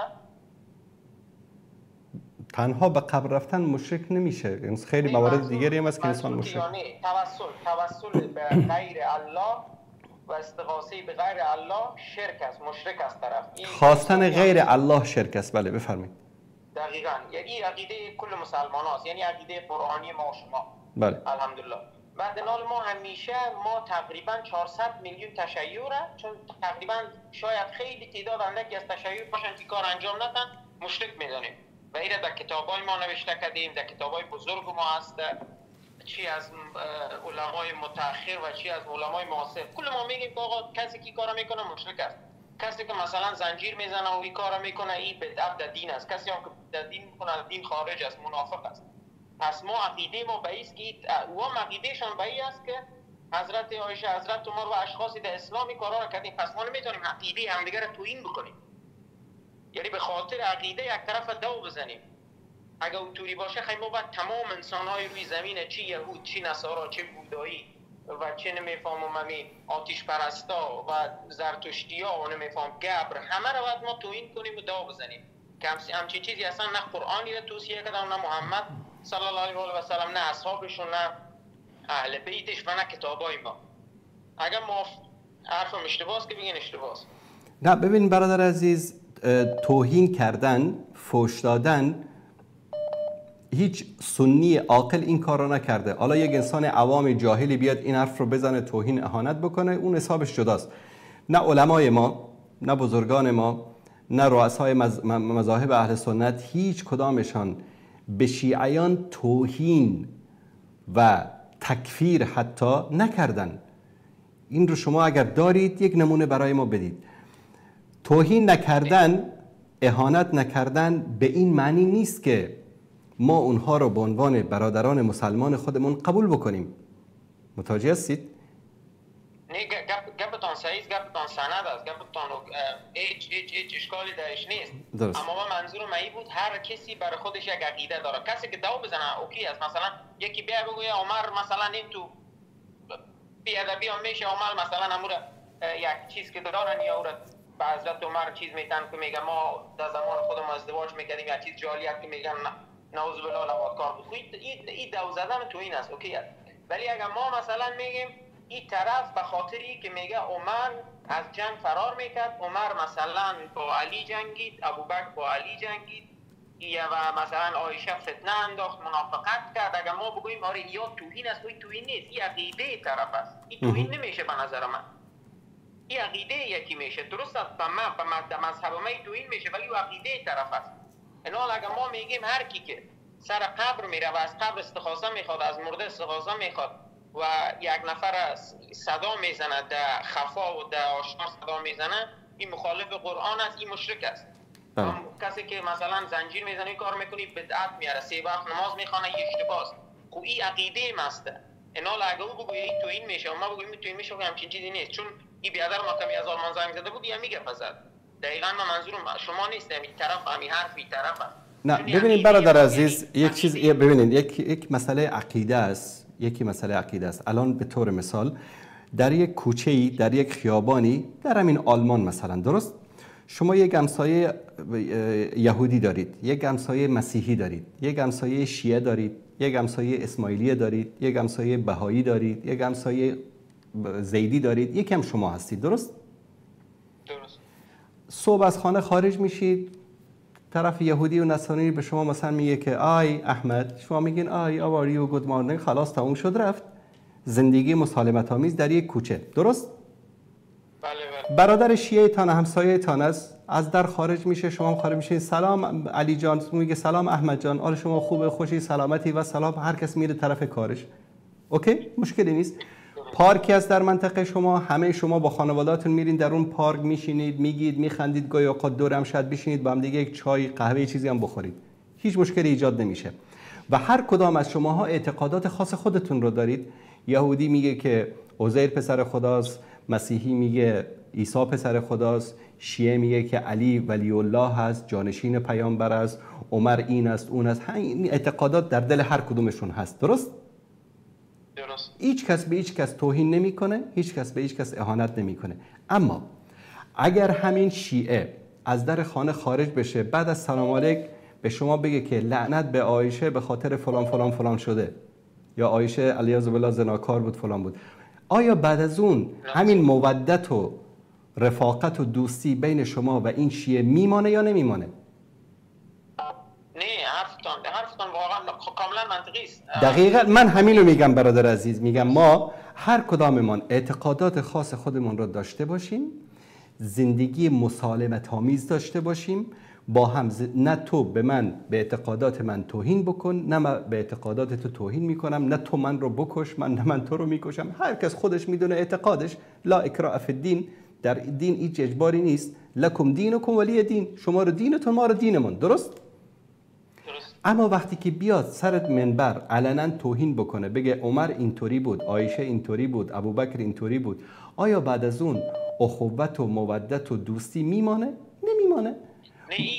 نه این حرف شما سند از این جنگ علنی است. این حرف شما میتونم، اما در بعضی حرفا هست، ببخشید اگر بتونم پریدم در مثلا بعضی حرفا هست، مثلا امیال شما هم که هستین، از روزی که من شما رو خیلی وقت هستم، من حتی در ایران بودم، خیلی بچه بودم، حالا من تقریبا 11 سال از دیگه هستم، خیلی بچه بودم، شما رو بشناختم، برنامه‌تون رو سیل میکردم از اون زمان، یعنی خیلی آگاهی ها رو از طریق برنامه شما و چند برنامه دیگه پیدا کردیم و اینکه انسان باید همیشه سپاسگزار باشه. اما یک سوال همیشه ذهن من رو مشغول کرده از روزی که این شبکه‌ها پیدا شدن. البته این خوب است، من مثلا تاریخش خواندم، اولین شبکه‌های مسلمانی که در روی ساتلیت رفتن، در ماهواره رفتن، شبکه‌های تشیع بوده. نمی‌فهم اشتباه میکنم یا کاملا درست میگی؟ کاملا درست. آره، اولین شبکه‌ها یا رفتن و در ضد این شبکه‌ها، یعنی به خاطر جواب دادن این شبکه‌های مسلمان جور شد، فارسی زبان. درست. یعنی من میفهم فتنه و شیطنت اول از وا شروع شد. من رفتم میره خواندم، تحقیق کردم، دیدم اولین شبکه‌های چیز هم یاد جور کردم و اتفاقا هم شبکه‌ای بودن که حوزه علمی قم درستشان کرده بود. دقیقاً. پس این تابلو که شیطنت از یا از جای دیگه از اون حرفی درش نیست. اما یک مسئله دیگه هم اگه اجازه باشه بگم شما پیشتر بفرمایید. مثلا این روش شما این که درست از او جداست، اما روش شما مثلا اگه انتقاد از دنیای اسلام باشه، این میال مثلا طالب ها زمانی که طالب ها اگه مثلا مجاهد، شما خودم میفهمم پدرم خودش مجاهد بود، این زمان مجاهد که تمام شد تنها شیطنتی را که کردن همین طالبا کردن. شما میگی در این 6 سال طالبا چی گناهی داشتن؟ در 1996 تا سال 2001 چی گناهی داشتن؟ یا ما آمدن ایران همکاری کرد یا رو بیرون کردن. این کار اشتباه بود. ولی طالب ها در 6 سال شما خودتان در افغانستان حتما بودی، سپری کردی و خبر دارید اون 6 سال چه جنایتایی که نکرد. درست. شما یک نکته رو درست متوجه نشدید. من بر اساس منطق کسانی که میگن امروز باید هر چی هست ما در کنار مظلوم قرار بگیریم، در اون زمان ظالم کی بود، مظلوم کی بود؟ من این به این گونه بیان کردم. یعنی این نظر من نیست. نظر من خود در اون زمان ظالم مردم عادی افغانستان بودن، مظلوم و ظالم طالب خودش ظالم بود. درست. اما قبل از طالبا اصلا طالبا ببینید، ما شما اگر یک کمی به عقب برگردیم، طالبا چرا به وجود آمدن؟ مگر همین تنظیم‌های جهادی در همین کابل چه جرم و جنایتی که انجام ندادن؟ تجاوز به دخترها، آتش زدن خانه‌ها، خراب کردن شهر. حکمتیار ربانی رو میزد، ربانی حکمتیار رو میزد. این طرف حزب وحدت بود، اون طرف جنبش بود. طالبا به خاطر این ظلم و جنایت هایی که اینها تنظیم‌های جهادی کردن، طالبا به وجود آمدن. درست است یا نه؟ ببین طالب طالب قضیه همین طالب تاریخش بخوان یک پروسه خیلی طولانی است. حتی قبل از موازی که مجاهدین طالب ایجاد شد. درست. موازی با مجاهدین طالب ایجاد شد. اما طالب وقتی که ایجاد شد اولش فقط اتاق فکری آمریکا بود و پاکستان برای بودش که روسیه را غالب شوند بخشش. درست. وقتی که روسیه نه ببین برادر عزیز، حرف شما درست. حرف شما درست. در اگه ما حساب کنیم مجاهدین و طالبا هر دویشان خود فروخته بودن. یعنی هیچ کدامشان مظلوم نبود رهبرایشان، چون هر دویشان به خاطر پول آمریکا خودشان در جام هم افتادن. در این شکی نیست که در ایجاد خیلی از سازمان‌ها و جنگ‌های داخلی و مشکلاتی که در منطقه ایجاد بود، دستای استخباراتی پنهانی وجود داشت. به هر صورت ما بر اساس منطق کسانی که میگن که امروز ایران مظلوم است، باید در کنار مظلوم قرار گرفت، من بر اساس اون منطق گفتم مثلا صدام مظلوم بود در وقتی که آمریکا بهش حمله کرد، چرا همینا در کنار صدام قرار نگرفتن؟ نه گپتان صحیح، ولی خب من چند وقت خیلی دنبال میکنم همیشه شبکه‌ها. خیلی برای اهل سنتی که آمدن این گپا را زدن، بلوچ بالاخره ایرانی هستن، بالاخره ارق ملی دارن. ایران نیامدن طرفداری از حکومت بکنن، چون دیگه آقای انصاری آلترناتیوی وجود نداره. یعنی دیگه یک جانشینی نیست. اهل سنت مثلا رهبری نداره که بیان بگن آقا این حکومت ساقط شوه ما خود ما میایم سر کار. نه همچین چیزی نیست. میفهمن اگه این حکومت جمهوری اسلامی ساقط شوه، ایران کلا شاید به بال یک چیز میره. شاید به خاطر از اوست که مثلا تا اهل سنت ایران هم که هستن میگن یک چی میگن، یک مثل قضیه افغانستان و سوریه پیش نمیاد کشور. درست. تشکر از شما برادر عزیز. الله مطالب سنفوق. تشکر از شما. موفق باشید. سلامت باشید. من همیشه میدونید که دوست ندارم هیچ شبهه‌ای در ذهن کسی ایجاد بشه. برادرمون یک شبهه روافض رو که هم روافض و هم ملحدین در مورد سیدنا عمر رضی الله تعالی عنه بیان میکنن که طوری وانمود میکنن که انگار حضرت عمر گفته که از امور جاهلیت در من یک موضوعی مانده که به اصطلاح به این فرق نمیکنه که کی با من به اصطلاح لواطت بکنه و من با کی لواطت بکنم.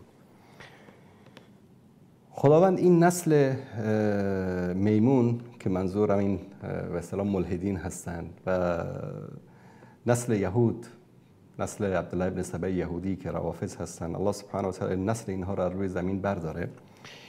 اینها یکی از روش های اینها دروغ است، تلبیس است، خیانت است. من این روایت رو دوستان عزیز در اینجا اگر که عزیزان نشون بدن، در کتاب ابوبکر محمد بن ابراهیم منذر نیشابوری در صفحه 222 جلد 8 در مورد یک بابی از ذکر مناکحة الاکفاء و ما علیه امر الناس منه. ذکر مناکحه در عربی یعنی چی؟ نکاح کردن، ازدواج کردن. مثلا میگه انکحت امرأة، با یک زنی ازدواج کردم. اگه این جمله رو ما ترجمه بکنیم به فارسی اینطور ترجمه میشه: من با یک زنی ازدواج کردم. ذکر مناکحة الاکفاء و ما علیه امر الناس منه، میگه ذکر ازدواج با انسانهایی که کفو باشن، اکفا باشن. کفو و اکفا در عربی یعنی چی؟ یعنی امست باشن.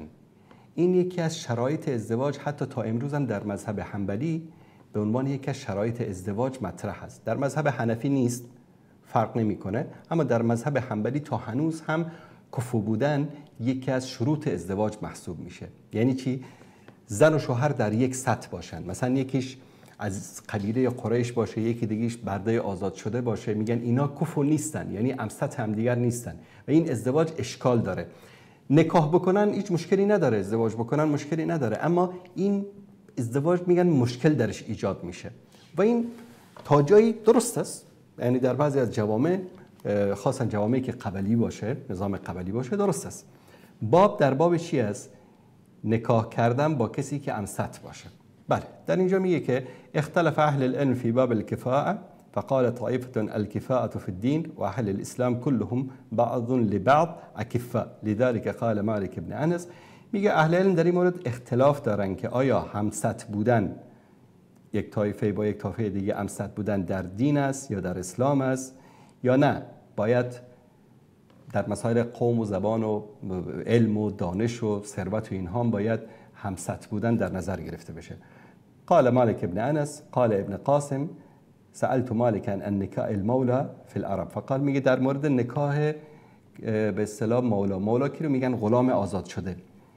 لا بأس بذلك الا ترى الى ما في كتاب الله.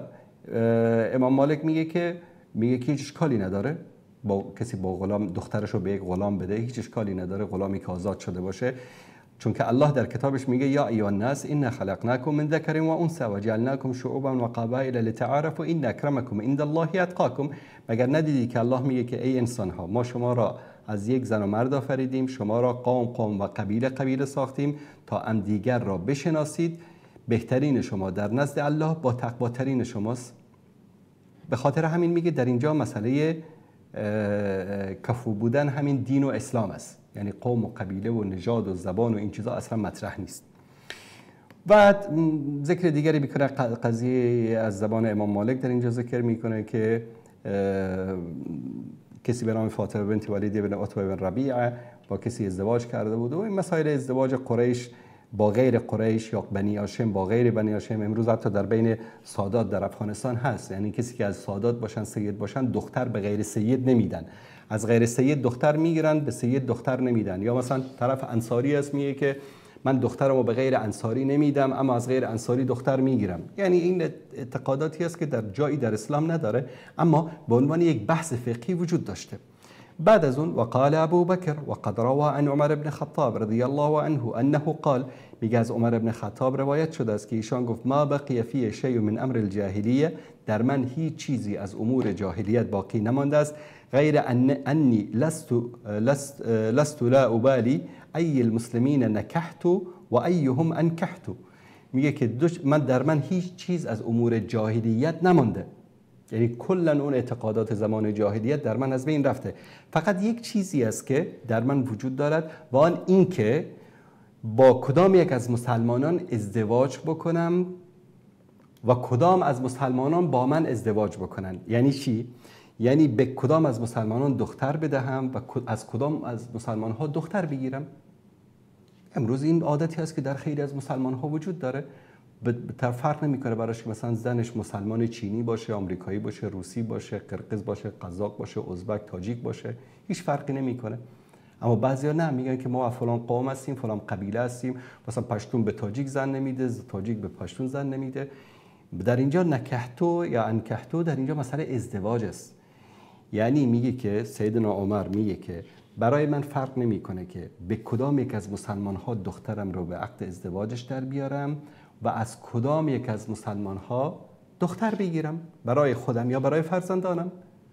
موضوع به این بساطت است، موضوع به این سادگی است. اما الذین فی قلوبهم مرض، کسانی که در دلهایشان مرض هست، میان چی میگن؟ این رو ترجمه میکنم به این که کی با من لواط بکنه و من با کی لواط بکنم. یعنی واقعا متاسفم به خاطر این عقل و منطقی که ندارند این ملحدین و روافض. برادران هم دیگر هستند، یعنی روافض و ملحدین همون شبهاتی رو که روافض در دین اسلام ایجاد کردن، دقیقاً ملحدین هم همونها رو چیکار میکنن؟ نشخوار میکنن. دوست داشتم این موضوع رو خدمت شما عزیزان توضیح بدم تا شبهه‌ای در ذهن کسی باقی نمانه. بیننده عزیز سلام علیکم، بفرمایید. سلام علیکم. علیکم السلام و رحمت الله. خوب هستین؟ صحت شما خوب است؟ سلامت باشید برادر عزیز، بفرمایید. تشکر استاد محترم. من فقط می‌خواستم در همین بخش که شما گفتین اسلام و جنگ میان روافض و یهود یک چند کلمه داشته باشم. بفرمایید برادر عزیز، در خدمت شما است. استاد محترم، اول سوال من است که دیدگاه شما در مورد همین جنگی که فعلا وجود داره به عنوان یک مسلمان چی هست؟ من در شروع صحبت‌ها ذکر کردم، بازم ذکر می‌کنم. جنگ بین دو دشمن مسلمان است، یکیش رافضی است، یکیش صهیونیستی است. ما دعایمان این است اللهم سلط الظالمین علی الظالمین واخرجنا من بینهم سالمین. خداوند اینها رو به وسیله هم دیگر دوتاش از بین ببره، چون هیچ کدومشون به نفع اسلام و مسلمان ها نیستن.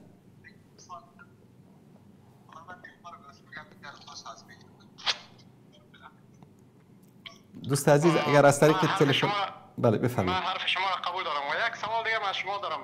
همین ایرانی که شما امروز بدگوییش میکنین، امروز زشت میگین برش، ما هم در گذشته ها مخالف همین سیاستمدارای اینا بودن، اما در ایران کسایی هستن. ما محصل بودیم یک زمانی در کشور قزاقستان، در کشور که فحشا بود، منکرات بود. همین برادر شیعه که به نام شیعه، من و تو امروز بعد میگیمش 5 وقت نماز میخوان، اما منی که به نام سنی هستم یا یک کس دیگه که به نام سنی هست او یک وقت نماز خواهر میخوان. حال در نظر شما کدام یک از بهتر است؟ او شیعه که برادر عزیز ما اولا من تصحیح بکنم جمله شما را. ما ایران رو بد نگفتیم، شما مثل که از اول برنامه نبودید. ما گفتیم که ما هیچ وقت ایران سرزمین اهل سنت است، ایران سرزمین اسلام است، ایران سرزمین امام مسلم است، امام ابو مسلم سجستانی است، امام فخر رازی است. ایران سرزمین علما، مفسرین، محدثین اهل سنت است. ایران قبل از صفویت مرکز علم و دانش اهل سنت بود. ما هیچ گونه دشمنی با ایران نداریم و دشمنی با ملت ایران هم نداریم. ملت ایران یک ملتی است که در بند و اسیر این حکومت ظالم است.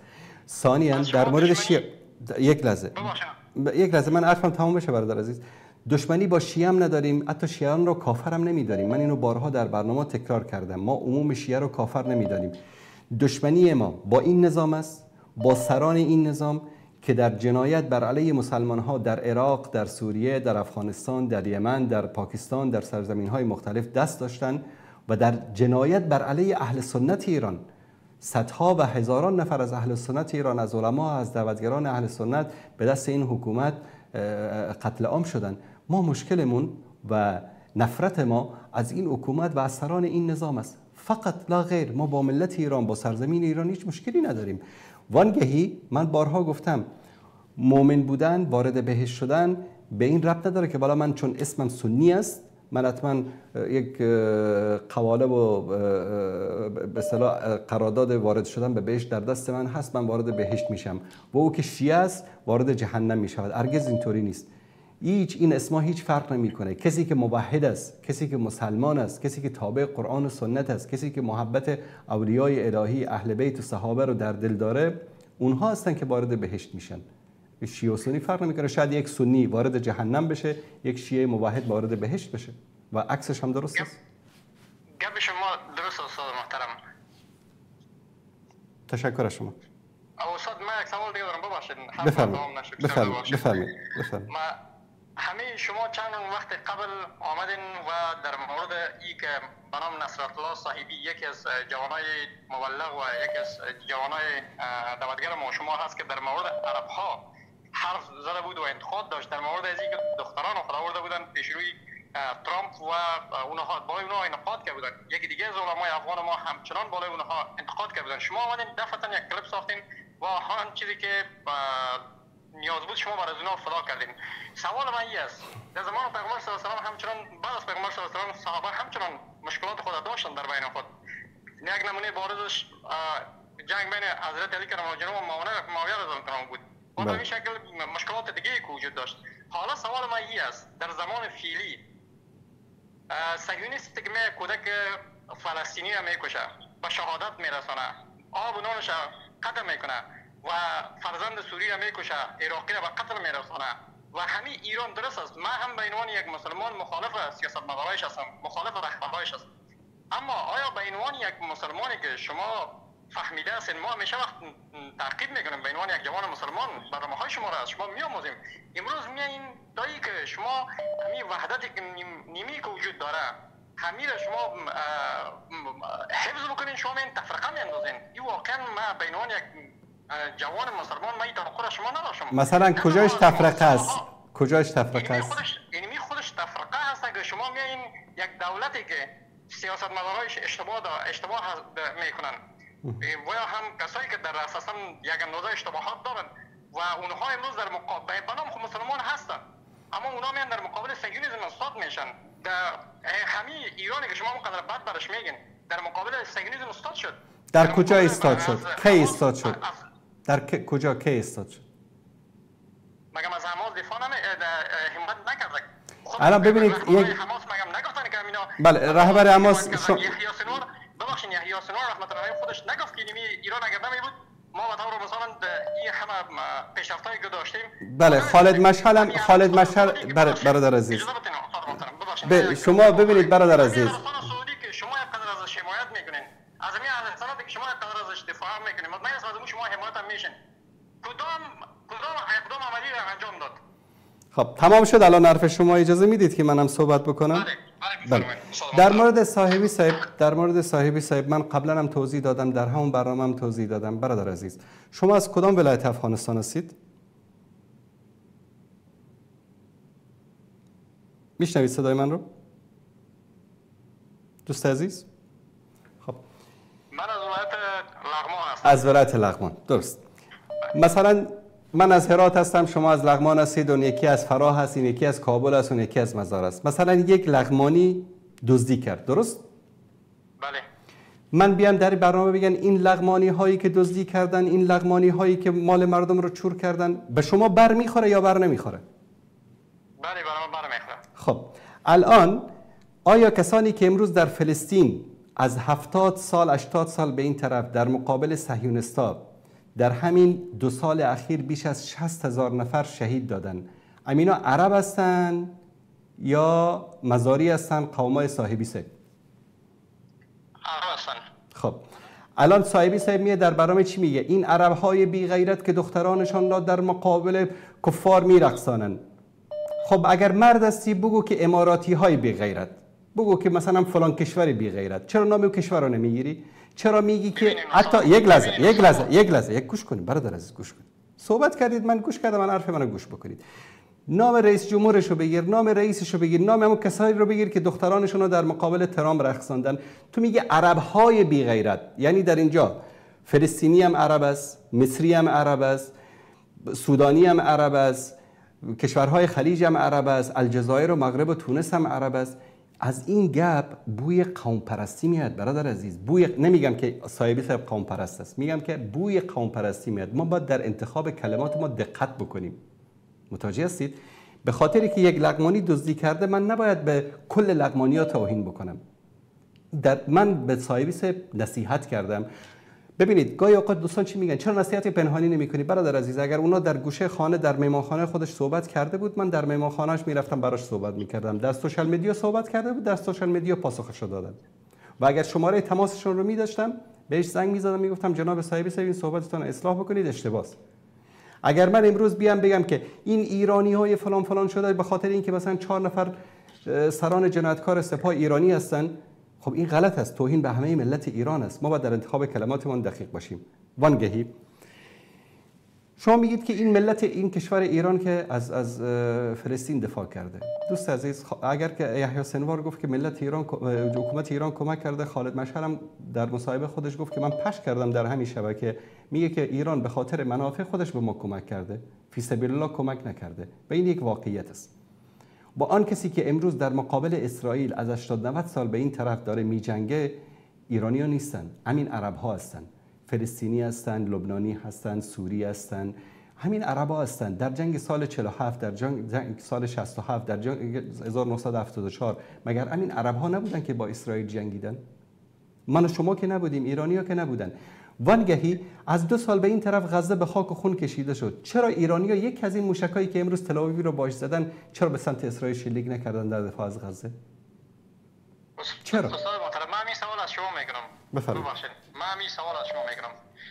شما خودتون چرا یک روز مشخصا سر پادشاه عربستان و سعودی یا حاکم عمان یا قطر است یا اینا، شما خودتون چرا تا امروز مشخصا؟ من خودم ما بیش از 80 برنامه داشتم در دفاع. دوست عزیز، شما که ندیدید تگید که نیست. روزی که کنفرانس کشورهای عربی شد، من برنامه زنده رفتم در موردش صحبت کردم.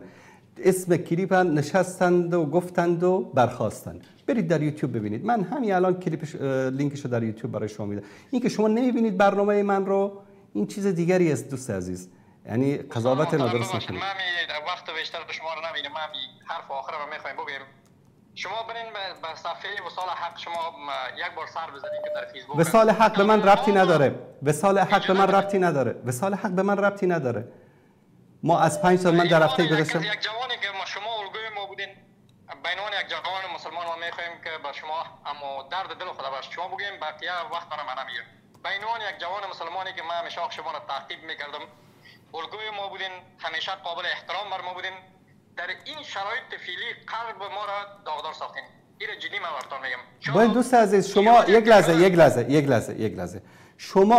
شما میگید که در وصال حق با آنچه که در وصال حق نشر میشه ربطی به من محمد انصاری و دوستان من ندارد. امروز کسانی که امروز کسانی کردن جنگ میان روافض و یهود، اینی به شما ربط داره. در یک پشت تریبین خود شما نشستین. بله، این یک روافض کی است؟ اما ایرانی است که اونجا زندگی میکنه. نه، همه ایرانی‌ها روافض نیستن. این اشتباه شماست. این دوست عزیز، من الان در اینجا کامنت می‌نویس لینک که در روزی که سران عرب جمع شده بودن، برنامه‌ای که ما رفتیم، لینک کلیپش در اینجاست. این که شما ندیدید مشکل شماست. ببینید دوست عزیز، در منطقه حیفا در بغداد بعد از سقوط صدام، همین روافض، یعنی همین ملیشیاهای ایرانی و شیعیان عراقی بیش از 50,000 فلسطینی رو قتل عام کردن. آیا خبر دارید؟ بله، جنگ‌های صورت گرفته بین مسلمانان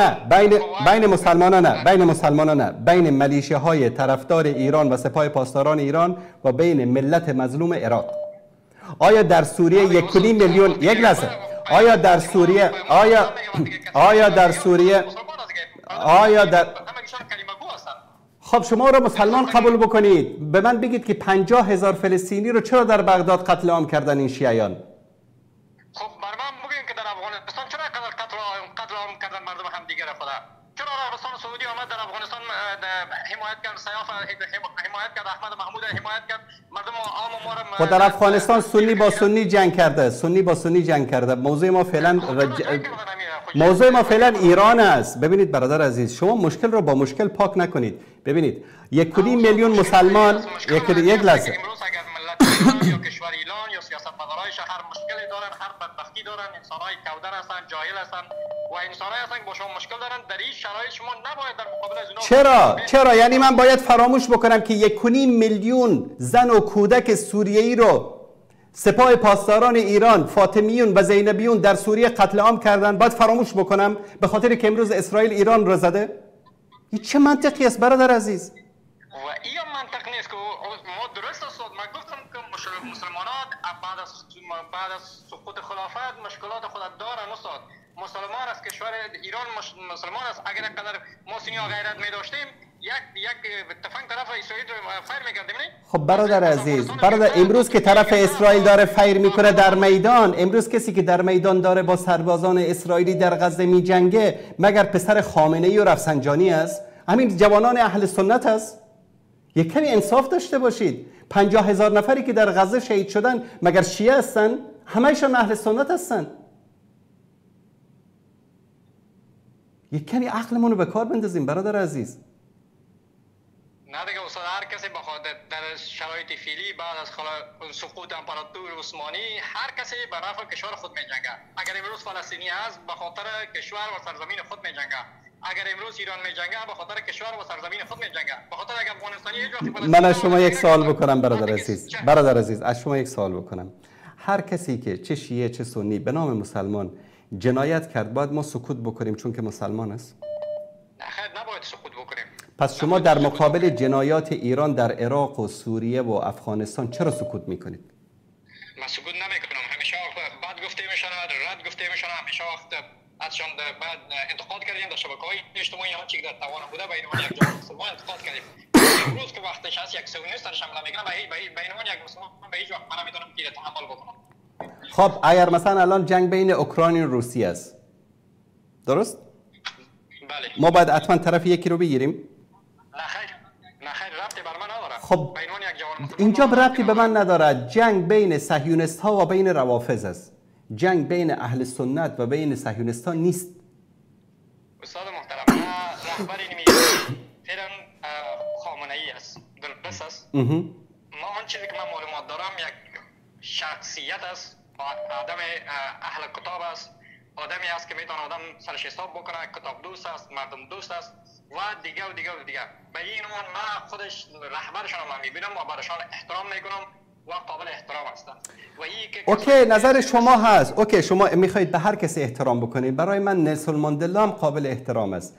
یک مسیحی سیاه زحمتکشی که بر علیه نجات پرستی، اما خامنه‌ای یک جنایتکار است. خامنه‌ای یک جنایتکار است برادر عزیز. دیتالایی که شما نوشته میکنیم و به این شکل اگر در شرایط فعلی شما برخلاف ایران اگر صحبت میکنین، این جفاست در حق مردم مسلمان، جفاست کسایی که شما را تعقیب میکنن. تشکر از شما برادر عزیز. تشکر از شما. این در دلی بود که ما به عنوان یک جوان مسلمان الله متعال شما را حفظ بکنه برادر عزیز. الله متعال حفظتان بکنه. تشکر از نظر شما. نظر شما قابل قدر است، قابل احترام است. نظرتان برای خودتان است. یعنی شما به نظر من احترام بگذارید همونطوری که من به نظر شما احترام میگذارم. یعنی ما نمیتونیم بگیم که والله چون که امروز وضعیت حساس است، چون که اسرائیل امروز با ایران درگیر شده به خاطر همین ما جنایت‌های خامنه‌ای و نظامش رو فراموش بکنیم. این انصاف نیست. تشکر از شما برادر عزیز. تشکر. خداحافظ. خداحافظ.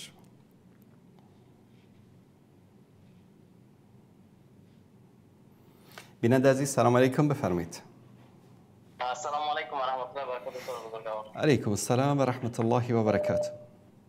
جناب استاد، من شخصا یک سری سوالات کوتاه خیلی ریزمیز داشتم و ترجیح دادم که زنگ بزنم و دوستان اجازه بدم سوالات بهتری از من بپرسن. ولی این دوست و این برادرمون که اخیراً زنگ زده بود چی میگه استاد؟ من هنگ کردم و مجبور شدم گفتم زنگ بزنم. ولی من میمونم استاد، این چنین انسان‌هایی ما داریم واقعا تو اینستاگرام هم زیاد میبینم. چنین انسان‌هایی داریم میان پا میشن از دولت جمهوری اسلامی حمایت میکنن. مگه اینا از جنایات اینا خبر ندارن استاد؟ با اینا چه جوری باید طرف بشیم استاد؟ والله نظر هر کس برای خودش محترم است. یه چی کار بکنیم؟ بعضیا نمیخواهند بفهمن. وقتی مسلمان مگه همه میشه ما تو بیا خب نظر خودت بده، من هیچ یک انسان بیا نظر خودت بده، مثل هتلر مثل بقیه. مگه اسلام همین جوریه؟ قرآن داریم، حدیث. خب قرآن هستم بذار پس به نظر خودت برو جلو دیگه. بگو من مسلمانم، به کعبه ایمان داشته باشم. مگه نظر خودمون همین جوری میشه؟ همه چی داشته باشیم؟ ببین واقعا عقل اینا استاد، من خیلی احترام به شما دارم و این چاپلوسی هیچی نیست، من هیچ برادر دوستانم دارم، ولی واقعا عقل اینا اندازه عقل همون مگسی است که شما گفتین. یعنی اتفاقات گذشته هستن یادشون نمیاد، همین الان میبینن وای جنگ اسلام و کفر است. من نمیدونم این چه اسلامی هست، من نمیدونم این نظام، این رژیم جمهوری اسلامی رو همه میشناسن. از همین الان از داخل خودش، همین حمله اول از داخل خودش موساد مگه چی نه نفوذ نکرده بود استاد که خودشون رهبرشون زد؟ درست. چرا یک رژیمی که دولت اگه درست باشه، اگه مردمش و خواستاش برآورده کنه، چرا از میان خودش مردم پاشن علیه خودش؟ درست. خیلی اصلا جدا از ملک نظامی بودن. بلوچا و کردان، من تو پیجا خیلی زیاد هستن، بلوچا و کردان چرا اصلا ایستادگی نمیکنن؟ برعکس بر علیهش میجنگن. کردایی که فراری شدن تو عراق مجبوری فراری شدن عراق و از اونجا فعالیت میکنن علیه روافض، اینا علیه حکومتی نه، علیه روافض و مذهب روافض فعالیت میکنن و اصلا این خیالشون هم نیست، آرزوی نابودی رژیم هم دارن از خود ایران. بعد این آقا، این دوست برادرم، من خودم افغانم، شخصا تاجیک تبارم، به اصالتم به تاجیک بودن خودم افتخار میکنم، ولی تعصب هرگز نمیکنم. مسلمان برادرم هست، سیاپوس هر چی باشه، و کافر حکم همون عادی رو داره برام. من به قومیت خودم افتخار میکنم، اما من خودم شخصا لازم نمیرم کنار این بیستم، نه این نه اون بیستم. اون یکی از یکی بدتره، فقط آرزوی نابودی دارن. فقط این دوتا هیچ کدومشون به قول شما پیروز نشه، یکیش همدیگرشون نابود کنه ان شاء الله. آمین آمین. تشکر از شما برادر عزیز. من درباره سوال کوتاه نمیدونم میپردازین یا نمیپردازین. من به یکی از شیعیان بود که میگفت خودش شیعه خوب میگفت، بعد آیت 200 سوره آل عمران آورده بود، میگفت از مرزا. من براش گفتم مرزا چیزی پیش خدا و پیامبر هیچ اعتباری ندارن. بعد این گفت که این آیت میگه که از مرزا دفاع کنید. من نمیدونم الان در موردش صحبت میکنیم یا بذاریم برای شب جمعه که ان شاء الله شب جمعه هم تماس میگیرم، چون خیلی وقت صدای قشنگ شما رو نشنیدم. خوب است. کدوم آیه رو فرمودید شما؟ آیه 200 آل عمران استاد بزرگوار. 200. خوب باش، چشم در موردش باش، در موردش صحبت میکنیم ان شاء الله. خیلی ممنون استاد و از برنامه قشنگ شما. الله شما رو حفظ کنه و به این دوست ما دیگه آرزوی عقل میکنم، چیز دیگه نمیگم استاد بزرگوار. زنده باشید، سلامت باشید. تشکر از شما. السلام علیکم و رحمت الله و برکاته. آیه 200 سوره آل عمران رو من خدمت شما بیارم اینجا. بله. یا ایها الذین آمنوا اصبروا و صابروا و رابطوا واتقوا الله لعلکم تفلحون. ای مؤمنان، ایمان بیاورید، صبر پیشه کنید و دیگران را به صبر و شکیبایی فراخوانید و پایداری کنید و مرزها را نگهبانی کنید و از الله بترسید شاید رستگار شوید. مرزها در اینجا مرز بین اسلام و کفر است. مرز در اینجا مرز بین اسلام و کفر است. این مرزهایی نیست که استعمار برای ما تعیین کرده. تشکر از شما برادر عزیز. کلیپی است تقدیم میکنم به همین برادر عزیزمون که میگفت که نظام ایران باید دفاع بکنیم. این شخصی که دوستان اگه تصویر رو نشون بدن، ایشون دختر هاشمی رفسنجانی، رئیس جمهور سابق، رئیس مجمع تشخیص مصلحت نظام، رئیس مجلس شورای اسلامی در دوران جنگ با عراق و یکی از پایه‌گذاران به اصطلاح حکومت ایران هست. دختر ایشون هست. ببینید که چی میگه. رژیم پهلوی دیگه ما نمیتونیم بگیم اسرائیل بده، شاه بد بود، اون بد بود، این بده، اون بده. چون الان فعلا خودمون از همه بدتریم و بلاهایی که داریم سر مردم خودمون میاریم تو همه زمینه‌ها هیچ کدوم از اینا به این میزان نیاوردن. حالا اسرائیل رو که گفتم، دوست دارم اینو بگم. ببینید شما آمار کشته‌های سوریه، فقط کشته‌هاش، حالا آواره‌هاش و تخریباش و مهاجرینش اینا رو کاری نداریم، 500,000 نفره که به هر حال ما تو این قضیه نقش داشتیم. یا یمن الان ببینیم 7 سال جنگ داخلیه که ما تو این قضیه نقش داشتیم و ما داریم مسلمان کشی را انداختیم. شما مجموع کشته‌های فلسطینی‌ها توسط اسرائیل رو اگر حساب کنید، من بعید می‌دونم به مثلا 100,000 یا 200,000 تا هم به تازه برسه. برای ما الان مسلمان کشیمون بیشتر از اسرائیل شده و اینو تقدیم میکنم به این برادر عزیزمون و میگم که التماس تفکر. یعنی دیگه حرف محمد انصاری نیست، حرف دختر رئیس جمهور ایران هست، فائزه رفسنجانی. برید در یوتیوب سرچ بکنید ببینید که خودشون اعتراف میکنن. یعنی من پیشتر کلیپای رئیس جمهور احمدی نژاد رئیس جمهور، خاتمی رئیس جمهور میگه ما با آمریکا کمک کردیم. ژنرال ایرانی رفت دستش سر میز زد، نقشه رو گذاشت جلوی آمریکایی‌ها، گفت این نقشه افغانستان، اینطوری بزنید افغانستان رو.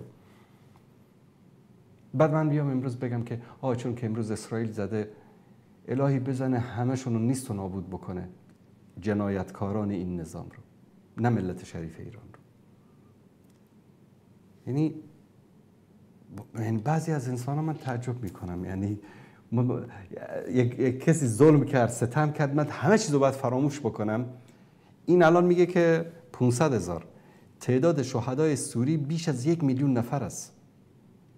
برو 1,000,000 ما دروغ، 500,000 که اینها میگن راست. 500,000 نفر زن و کودک سوریه‌ای رو اینا قتل عام کردن.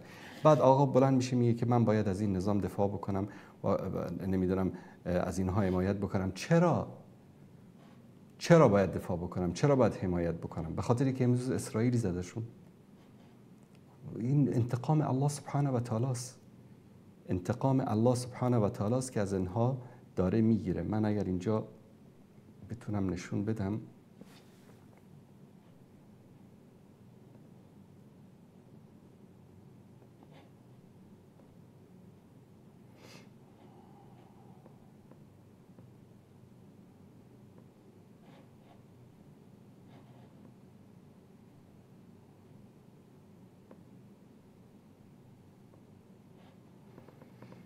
انشاءالله کلیپشو پیدا بکنم من خدمت شما نشون میدم جنایاتی رو که اینها کردن در سوریه.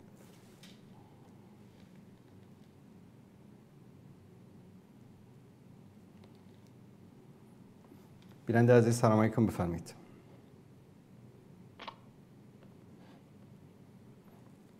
بیننده عزیز بفرمایید. سلام علیکم آقای انصاری، خوب هستین؟ صحت دارین؟ سلامت باشید، تشکر از شما، بفرمایید. تشکر از اینکه نوکی کردین و وصل شدیم با شما. من در این روزهای آخر موضوعگیری های اخیرتان هم میبینم، واقعا برای من جالب است. بعض آمار و ارقامی هم که میدین بسیار جالب است و اون چیزی که ما عملا میبینیم کاملا با او در تضاد است، اما شما او را ارائه میکنین. مثلا یکی از ویدیوهایتان 2-3 روز قبل دیدم که یک چیزی گفته بودی که در نان سگ و گوشت خر، هم یک عنوان ویدیو. بله. اونجا گفتیم که شیعه ها یک ثانیه گفته بودین که ماشین 4 ثانیه یا 3 ثانیه هم گفته بودین در کنار مسلمین نبود. که امروز ما میبینیم تمام اموداییه‌ای که در مورد فلسطین است و پول شیعه اکمال میشه و خود همی سنوار هم که در 7 اکتبر عملیات شروع کرد با 500 میلیون دلاری که ایران برش داده بود این عملیات آغاز کرد. چیزی که ما میبینیم دفاع شما بسیار تضاد داره. خب مجاهدین افغانستان هم آمریکا کمک میکرد، راکت‌های استنگر را به مجاهدین افغانستان آمریکا میداد، پس آمریکا خیلی آدم خوبی است. خب در اوج مجاهدین خب استفاده کردن از همون. ایران هم استفاده میکنه. مثلا فریب دادن افکار عمومی، فریب دادن مثلا من، شما، امثال ما جوانان رو فریب میده که من دارم به فلسطین کمک میکنم. وانگهی سوال من این است برادر عزیز، اکتبر، عملات 7 اکتبر در کدام سال اتفاق افتاد؟ کدام 7 اکتبر شما میگین؟ 7 اکتبری که حماس حمله کرد برای اسرائیل و اسرائیل جنگ رو شروع کرد بر علیه غزه. خب در 2024 2023 الان وارد سال دوم میشه، یعنی این اکتبر ماه امین امسال سال جاری اگر بیاد دقیقاً میشه 2 سال، درست است؟ درست. خب در این 2 سال ایران کجا بود که از غزه دفاع بکنه؟ ایران کجا بود؟ تمام راکتایی که حماس به طرف فلسطین، اوکی، راکتایی که حماس به طرف فلسطین میزد از ایران بود. اوکی، ایران بود. چرا در حمایت از غزه چرا بر بالای اسرائیل حمله نکرد؟ چرا امروز حمله کرد؟ ببینید آقای انصاری، بحث روابط بین الملل است. هر کشور نمیتونه به صورت جداگانه بره با هر کشور اعلان جنگ بده. اون مواضع سیاسی خود دارن تا زمانی که امروز اسرائیل مستقیم حمله کرد و ایران هم مستقیم وارد جنگ. یعنی بعد از اینکه اسرائیل حمله کرد ایران حمله کرد، درست است؟ بعد از اینکه اسرائیل حمله کرد ایران حمله کرد، درست است؟ خب به خاطر فلسطین نبوده، به خاطر دفاع از خودش بوده. خب به خاطر دفاع از فلسطین 30 سال شده اونجا هزینه میکنه. پیش از ایران کی هزینه میکرد؟ پیش از ایران کشورهای عربی از اینا میگن. خب در جنگ افغانستان هم، در جنگ مجاهدین با روس ها هم آمریکا هزینه کرد، میلیاردها دلار کمک کرد، راکت استینگر کمک کرد، سلاح‌های مختلف کمک کرد، سوئیدن کمک کرد، آلمان، فرانسه، ایتالیا، کل کشورهای غربی به مجاهدین افغانستان کمک کرد. کل اینا خوب هستن؟ خب دیگه بحث منافع بود، بحث آفرین، دقیقاً آفرین، دقیقاً در اینجا منافع است، در اونجا منافع غرب، در اونجا منافع غرب، برادر عزیز یک کمی گوش کنید، در اونجا منافع غرب و کمونیسم بود، در اینجا منافع روافض و جهان اسلام است و صهیونیست‌ها. چه فرقش چیست؟ بفرمایید. شما آزاد هستید، هر چی دوست دارید فکر کنید برادر عزیز. فکر انسان‌ها رو نمیشه که از انسان‌ها گرفت. بفرمایید برادر. اما تحمیل نکنیم فکر هم دیگر رو. ببینید برادر عزیز، یک مشکلی که ما داریم خاصتا در بین افغان‌ها این است که ما سعی می‌کنیم افکار خودمون به دیگران تحمیل بکنیم. تو نمیفهمی، تو جاهل هستی، تو وهابی هستی، تو سلفی هستی، تو صهیونیست هستی، چون که تو مثل من فکر نمی‌کنی که ایران خوب است. نه، امکان داره که فکر من درست باشه و امکان داره که فکر شما درست باشه. بله بفرمایید. من فکر میکنم، من نگفتم این فکر من شما قبول کنید. بفرمایید. من فکر میکنم که در جامعه اسلامی قدر مشکلاتی که ما داریم، مثلا شیعه، سنی و دیگه مذاهبی که در اسلام هست، یا مثل برادرای هستن که در یک خانه زندگی میکنن. وقتی که ما در یک خانه هستیم و دشمن بیرونی هم داریم، اولویتی است که برادر خود بکشیم یا اول با دشمن بیرونی مقابله کنیم؟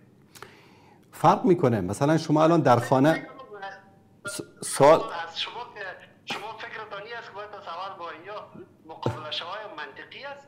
نه، شما به جای من جواب ندید، شما از من سوال کردید، جواب منو گوش کنید برادر عزیز. مثلا شما با برادرتون در یک خانه اختلاف دارید، خیلی طبیعی است. لکن اگر برادر شما قصد کشتن شما رو داشته باشه، برادر شما خدای نکرده به مادرتون توهین بکنه، مادرتون رو متهم بکنه به یک عمل زشت، آیا در اون حالت هم برادر شما باقی میماند؟ خب ببینید بحث توجیه است. اگر ما بخوایم بگوییم که مثلا شیعه بعض جای آمده سنی‌ها را کشته، این قصه در سنی هم بوده که روزگاری توانایی داشته شیعه را کشته. در کجا مثلا؟ مثلا همی داعشی که چند سال پیش بلند شد آمد هزاران چقدر انسان ها را قتل عام کرد. خب داعش اول به وجود آمد یا حشد شعبی؟ خب ببینید داعش ابو ذهنیت و تفکرش خوب بود. نه برادر عزیز، داعش یک عکس العمل بود. فکر تکفیر از صدر اسلام بوده.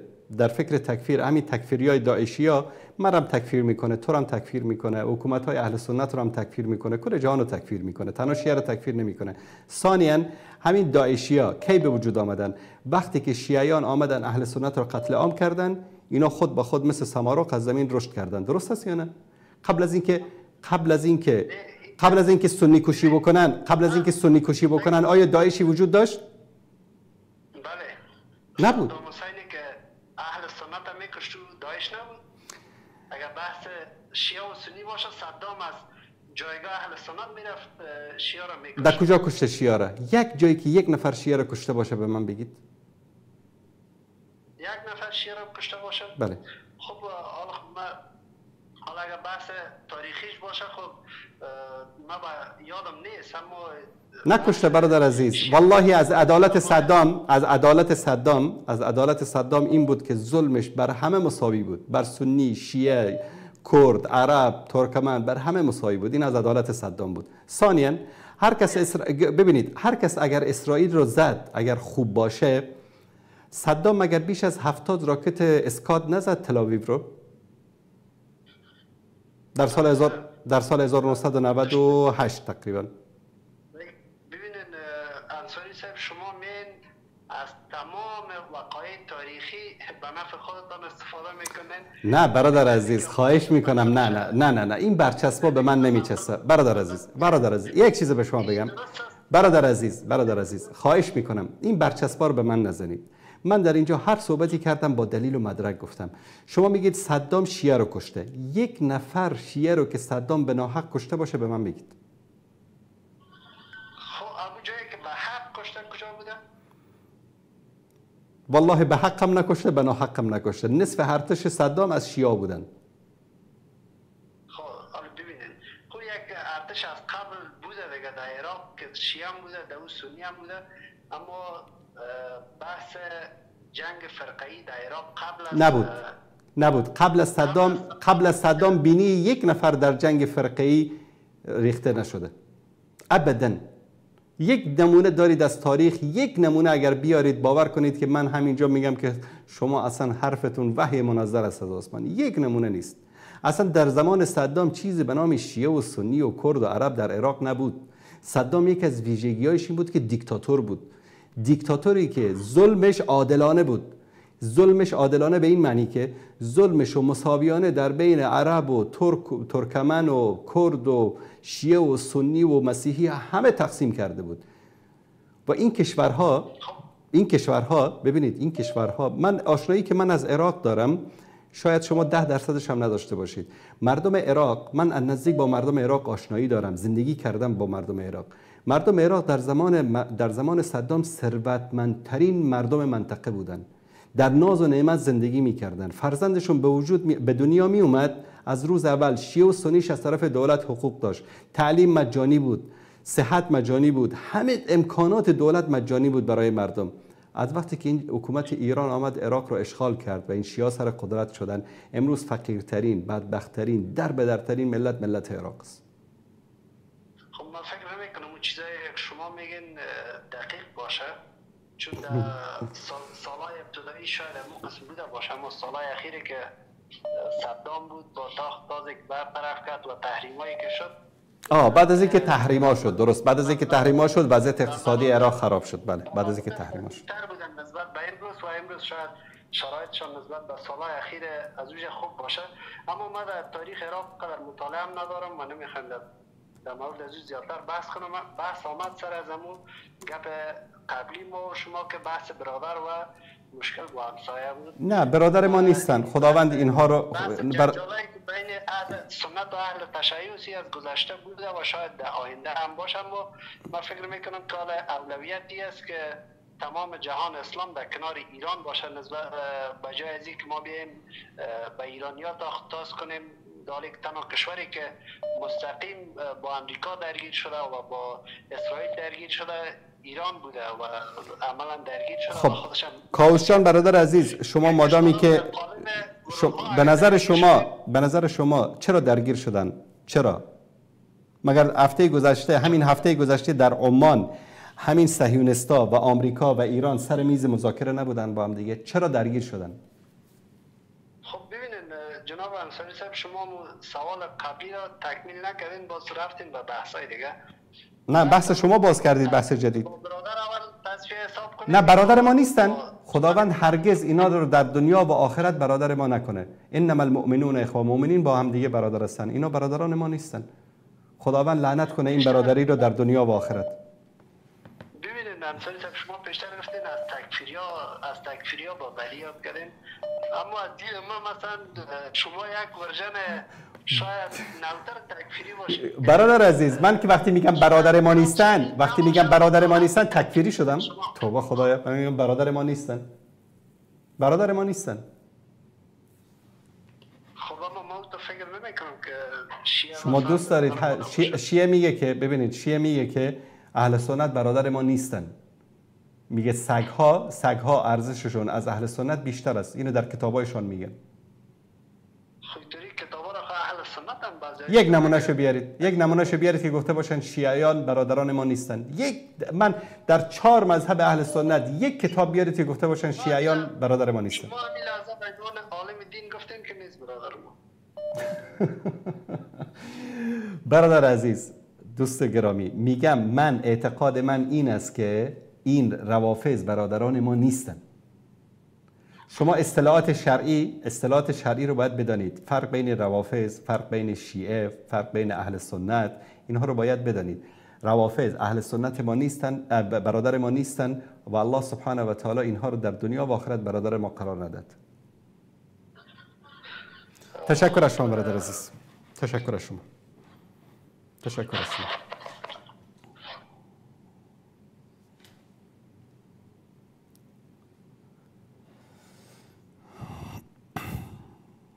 بیننده گرامی سلام علیکم، بفرمایید. علیکم السلام و رحمت الله و برکاته. بفرمایید برادر عزیز.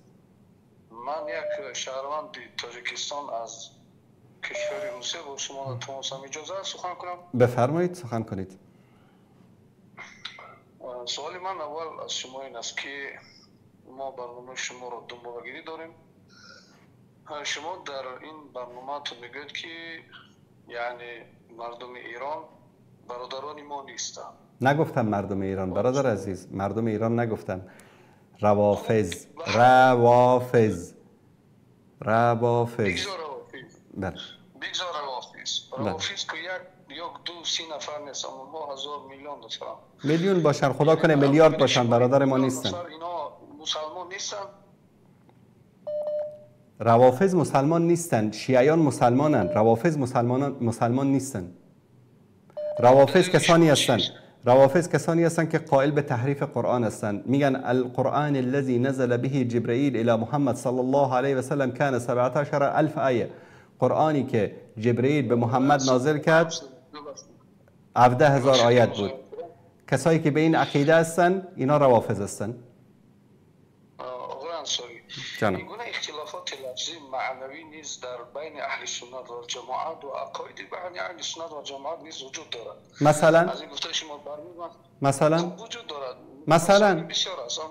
مثلا سوال اینجاست که الان ما کدام فرقه اهل سنت قائل به تحریف قرآن است؟ کدام فرقه اهل سنت قائل به تحریف قرآن است؟ ببینید آقای انصاری، جانم، من یک فرد مسلمان تاجیک هستم، اهل سنت و جماعت هستم. من نه از شما پشتیبانی میکنم نه از روافض. اما الان ببینید که مردم ایران و حتی همون روافضایی که شما میگوید زیر خطر قرار دارند در این حالت. یعنی از شو اگر به عقیده شما گیریم، از شومی اون روافض ها امروز خواهران و برادرای من و شما در ایران زیر بمباران هستند. امروز باید شما اگر از این طرف از این لحاظ بگید که اونا برادرای ما نیستن، دیگرش از اون طرف دنیا بیان که اینا برادرای ما نیستن، پس دربر این مسلمانان ضعیف و بیچاره کیها باید ایستادگی کنن؟ ما ایستادگی میکنیم. من شما مثل که از اول برنامه نبودید، گفتم که ما خراب شدن ایران، کشته شدن ملت شریف ایران این خط قرمز ماست. برادران ما هستن، پاره تن ما هستن. ایران پاره ای از تن امت اسلامی، سرزمین اسلامی است. ما به کشته شدن ملت ایران، ما به خراب شدن خانه هایشان، به دربدریشون راضی نیستیم. گرچه که اونها راضی شدن که اهل سنت رو در سوریه، در عراق، در یمن، در افغانستان حتی به نابودیشون راضی شدن، اما ما راضی نیستیم. منتها همین کسانی که در جنایات علیه اهل سنت و مسلمان ها در سوریه، در عراق، در یمن دست داشتن، امروز اینها توسط اسرائیل کشته شود، توسط آمریکا کشته شود، توسط رعد و برق کشته شود، توسط آتش سوزی کشته شود، خوشحال میشیم. شما از خوشحالی ما میخواید جلوگیری بکنید؟ امروز مثلا آقای انصاری میبخشید صدای شما قطع میشود؟ بله. من نمیفهمم. بفرمایید، حرف دیگری دارید برای گفتن؟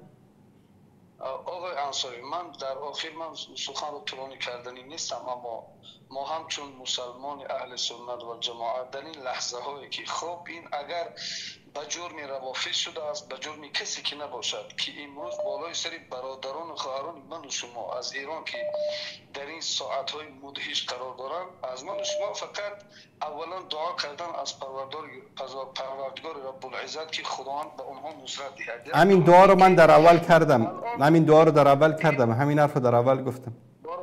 بارک الله. آقای انصاری، من چی گفتنم شما؟ این تلویزیون شما رو باز به زبان‌های مختلف مشاهدت میکنن، مخصوصا مردم روس زبان ها که در این کشور خوب میدونن که زیاده از 150 میلیون اهالی دارد. اکثر هم که نباشد اقل اونها از از این سخنان و برنامه‌های شما دنبالگیری میکنن، اونها از این سخنان شما قیاس میکنن، خلاصه میبرآورن که این مسلمان ها در جان یکدیگر افتادن. اونا نمیدونن که روافیزش که اگر دانن به شرطی اونقدر فرق نمیکنن، فقط همین رو میگن. یعنی بر ما فقط ملامت طعنه میزنن که ببینید که تمام کانال ها و تلویزیون های اسلامی بر ضد خود جنگ میکنن، بر ضد خود مبارزه میکنن. یعنی این طعنه و ملامت رو ما هر روز در کوچه ها، در خیابان ها، در حتی مسجد ها میشنیم از زمان روز زمان ها. از شما تقاضا میکنیم از تمام کسانی که در چنین حالت سری یعنی زیر دوربین نشسته در مردم رو دعوت میکنید، الان فرصتش نیست که شما بین روافیز و شیعه و سنی اختلاف ایجاد کنید. الان فرصت آن است که ما باید یکدیگر رو سرجم کنیم. برای که شما میخواهید که روافیز ای بین روند، ابتداً اول باید ما همه سرجا یکجمع شویم. اگر فکر من نادرست باشد آقای انصاری بیاد که نادرست، من سخن رو بس میکنم. تشکر از شما. حرف دیگری دارید برای گفتن؟ آقا نه، رحمت سلامت باشید. از شما از تمام کانال های اهل سنت و جماعت تقاضا میکنیم که در چنین حالت اول از اتفاق و محبت برادری خواهری جلوگیری کنند، نه اینکه اختلاف بین تمام مسلمانان روی زمین ایجاد کنند، چون که این یک مصیبت است بالای سر جامعه مسلمانان. دیگر از تاریخ، از نقشه و از قید حله یهود همه ما شما خبر داریم، حاجت به گفتن نیست. باش، تشکر از شما. سلام علیکم. دوستان عزیز، این کلیپ رو با هم میبینیم. پیشتر فائزه رفسنجانی دختر رئیس جمهور ایران رو کلیپشو گذاشتم براتون که میگفت ما در کشتار بیش از 500,000 مردم مظلوم سوریه دست داشتیم. بعد یک سنی بی غیرت امروز بیاد بگه که بله ما باید خوشحال نباشیم از اینکه سران جنایتکار سپاه کشته شدن در ایران به دست صهیونیست‌ها، به خاطر که اینها همسایه ما هستن، همزبان ما هستن، مسلمان هستن. والله کسی که در کشتار این کودکان مظلوم سوریه و همین خبیث‌های نجس‌های کثافت‌ها بودن که به رژیم بشار کمک می‌کردن، فاطمیین افغانستان، زینبیون پاکستان، سپاه پاسداران ایران رفته بودن در اونجا و کودکان سوریه رو قتل عام می‌کردن فقط به جرم اینکه سنی هستن. این تصاویر رو ببینید. بعد از مرگ نیز سربلند خواهند ماند. آیا باید با صدای پردرد خود جهان را نفرین می کرد قبل از اینکه با نگاه تیزش ما را بکشد؟ یا باید قبل از مرگش گریه می کرد تا پایداری قهرمانانش دوستان از این تصاویری که می بینید در شهر غوطه است در سوریه که بمب شیمیایی انداختن سر مردم. همین سپاه پاسداران جنایتکار بمب شیمیایی انداختن سر مردم بی‌دفاع. این صحنه از کشتار زنان و کودکان سوریه‌ای است.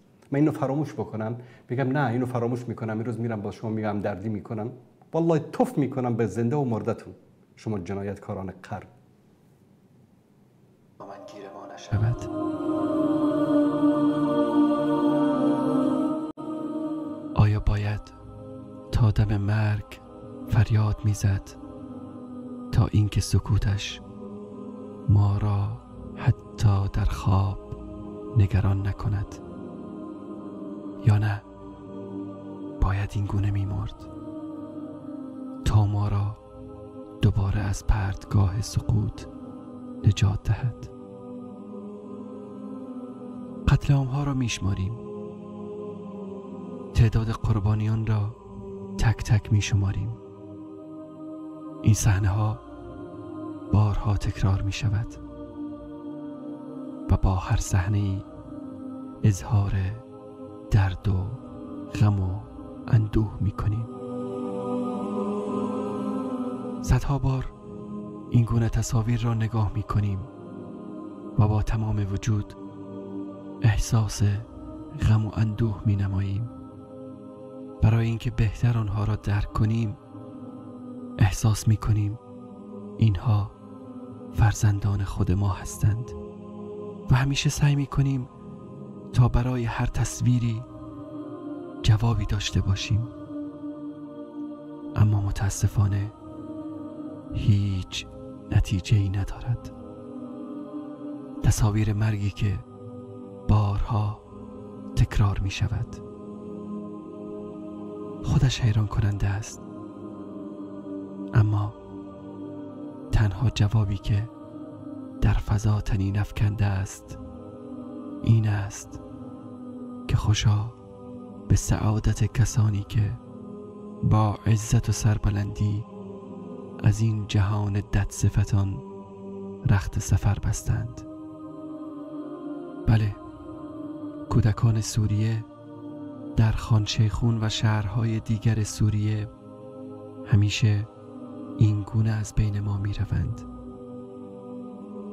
و امروز در ادلب نیز این گونه از بین ما رفتند و دیروز در حلب و جاهای دیگر نیز خاموش و سربلند به دیار باقی شتافتند، بدون آنکه چشمهایشان را بر روی جهانیان ببندند. در حالی از دنیا رفتند که با چشمان باز به ما نگاه تحقیرآمیزی می کردند و بی صدا فریاد می زدند که همه چیز را به الله خواهند گفت. خبر خواهند داد که چه تعداد بمب در کنارشان فرود آمده. از تمامی گلوله هایی که به آنها اصابت کرده خواهند گفت به او تعالی که بر همه چیز آگاه است. خبر خواهند داد که چگونه برادری برادر خود را به دشمنان دین به بهای اندکی فروخته است تا جان خود را نجات دهد.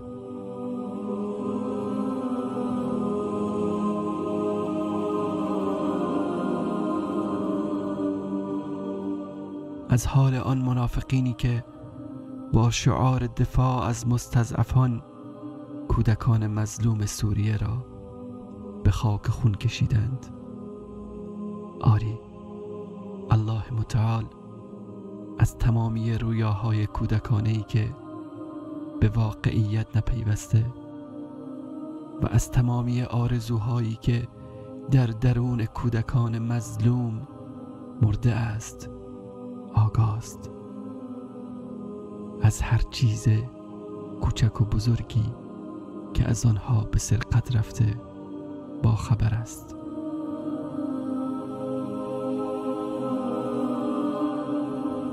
اینها امروز نخفتند.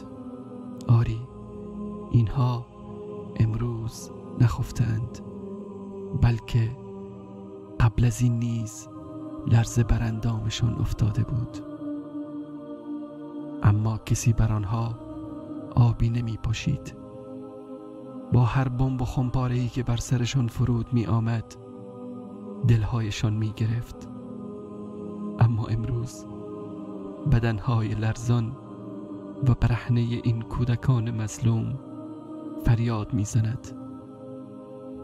فریاد از این همه بیمهری مسلمانان، فریاد از بیغیرتی سران کشورهای اسلامی، فریاد از مرگ انسانیت در ضمیر مرده بشر، فریاد از سازمان همکاری اسلامی، فریاد از سازمان ملل و شورای امنیت، فریاد از گرگ صفتان حزب الله و سپاه پاسداران شیطان. این جسدهای بیجان و این گلهای پرپر حقیقت سازمان ملل و مدعیان دروغین بشر دوستی را نشان می دهد. تنها در یک روز بیش از 1000 نفر از کودکان مظلوم سوری کشته شدند و در هر روز هفته فرزندان ما یا با موشک‌های آمریکایی و یا با بمب‌های روسی و یا با گلوله‌های دژخیمان ولایت فقیه و یا خاموش و تنها در زندانهای بشار ظالم به شهادت میرسند.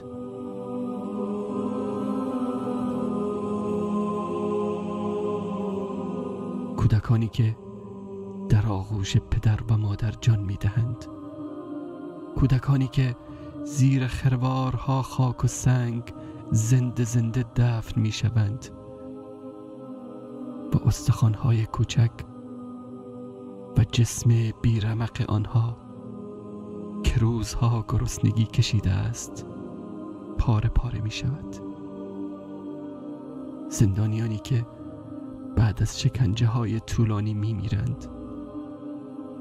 آری، این جنایتکاران وحشی مدت هاست که به روش های مختلف مردم سوریه و عراق را ذبح می کنند.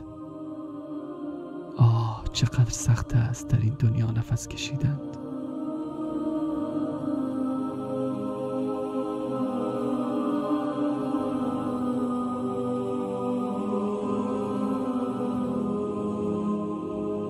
آه، چقدر سخت است در این دنیا دم از انسانیت زدن.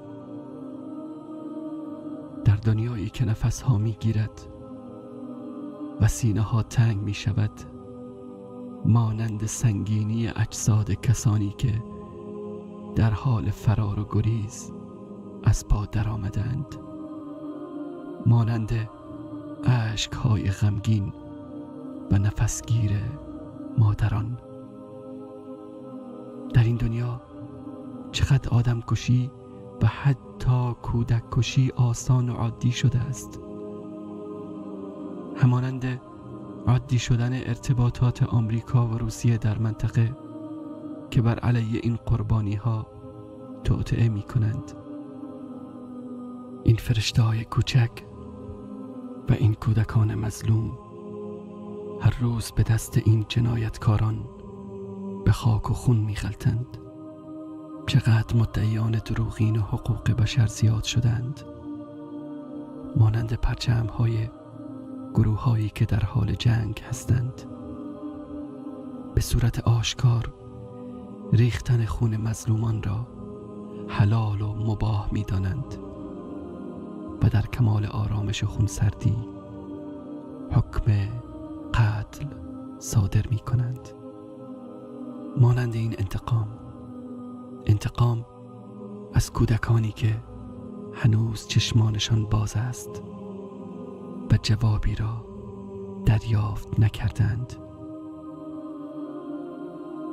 ای کودکان مظلوم سوریه، باید تمامی دنیا را نفرین کنید، همه مدعیان دروغین انسانیت را، همه مدعیان دروغین دفاع از حقوق بشر را. اما غمگین نباشید، روزی خواهد رسید، روزی که مرگ دامن ما و تمامی مردم دنیا را خواهد گرفت. در آن روز از هر قطره خونی که به ناحق ریخته می شود از ما پرسیده خواهد شد.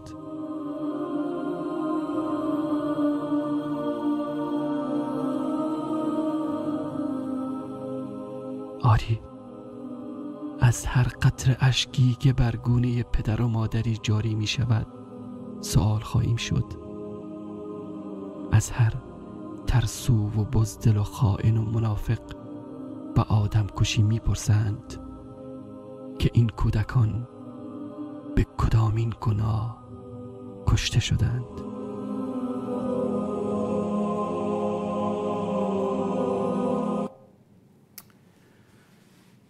بعد یک سنی احمق امروز بلند میشه چی میگه؟ ما باید در کنار اینا بیستیم، در کنار حکومت ایران بیستیم. این تصاویری بود از کودکان سوریه. این تصاویر مال 15 سال پیش است، بیش از 15 سال. و این حرفای فائزه رفسنجانی دختر رئیس جمهور ایران. باز یک احمق سنی بیاد بگه که نه اینا دروغ است. این دختر رئیس جمهور ایران، رئیس مجمع تشخیص مصلحت نظام، یکی از پایه‌گذاران جمهوری اسلامی، علی اکبر هاشمی رفسنجانی، دخترش ببینید چی میگه. رژیم پهلوی دیگه ما نمیتونیم بگیم اسرائیل بد، شاه بد بود، اون بد بود، این بده، اون بده.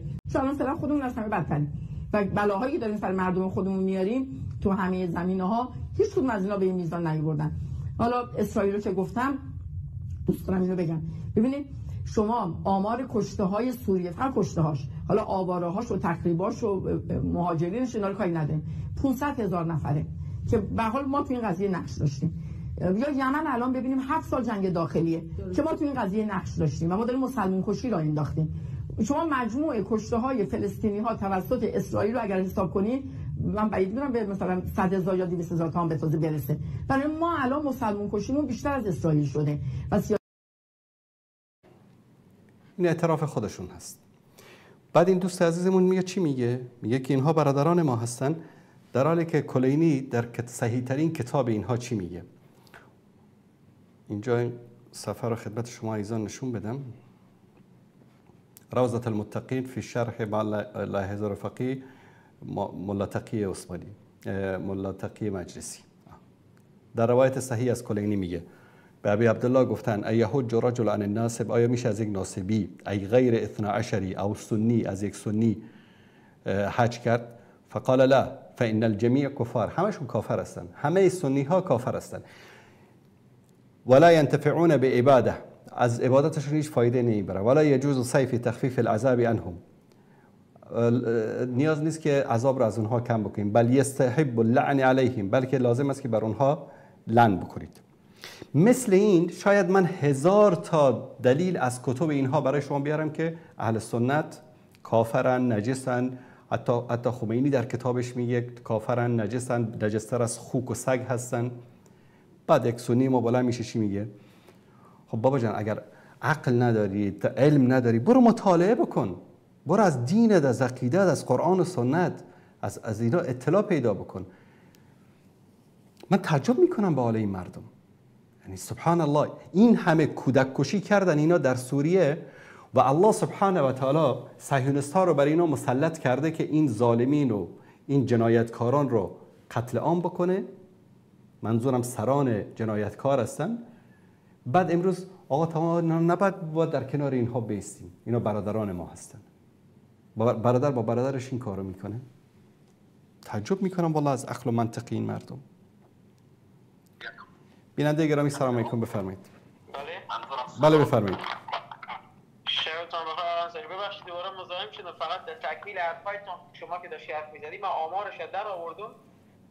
بیننده اولی درباره گفتن چی بود قتل و بزامی، اول آمار بعدی رو بدم. حمله شیمیایی که انجام دادیم، حمله شیمیایی اینجا گفته که هیچ سند معتبری مبنی بر دخالت سپاه پاسداران نیست، ولی تمام نهادها گفتن که رژیم اسدی را انجام داده با مشاوره نظامی و لوجستیکی سپاه پاسداران. مگه قاسم سلیمانی در سوریه نبود؟ نه یعنی خود تکمیل حرف شماست. درست. یعنی اینا مستقیم انجام ندادن ولی خب از نظامی حمایت کردن که یعنی مستقیم سپاه پاسدار نداده، ولی خب سلاح شیمیایی و کارخانه شیمیایی در نظام اسد بوده دیگه، به اصطلاح میشن اردوشان با هم انجام دادن. درست. تشکر از شما برادر. درباره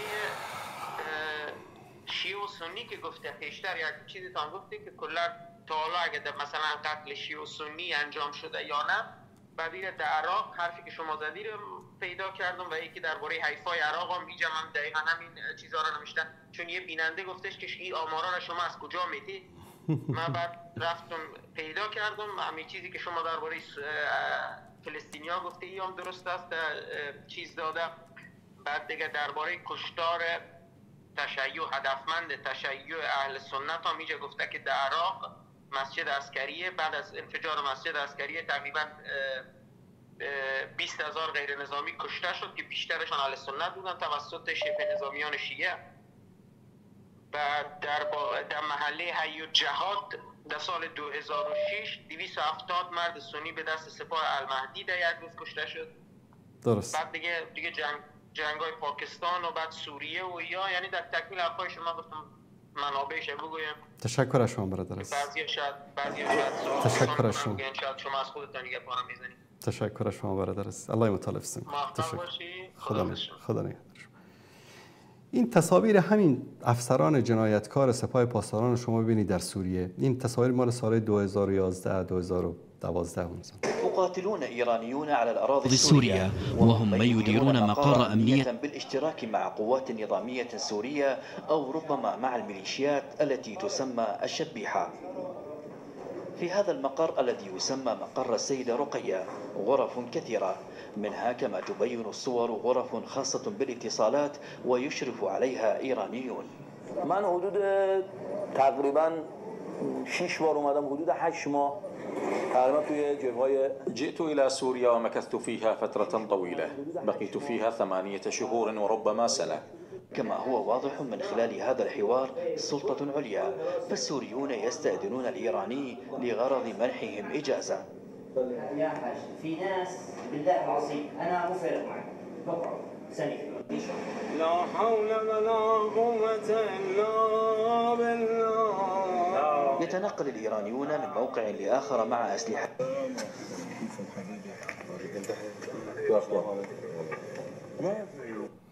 بله ببینید این تصاویر افراد سپاه پاسداران که در ایران هستند. مثل این ما 10 فیلم پخش کردیم از وجود اینها. بعد امروز یکی میاد آقا این کار میکنه، میگه که نه همچین چیز اتفاق نیفتاده. الله سبحانه و تعالی انتقام اینها رو گرفت. باور کنید به خاطر یکی از اون کودکانی که من اون صحنه رو نشونتون دادم، الله سبحانه و تعالی به خاطر یکی از اون کودکان همه این نظام رو باید به خاک یکسان بکنه. و صبر الله سبحانه و تعالی، یعنی بعد از 10 سال 15 سال الله سبحانه و تعالی انتقام اونها رو گرفت، توسط برادران یهودشون گرفت. الله المستعان.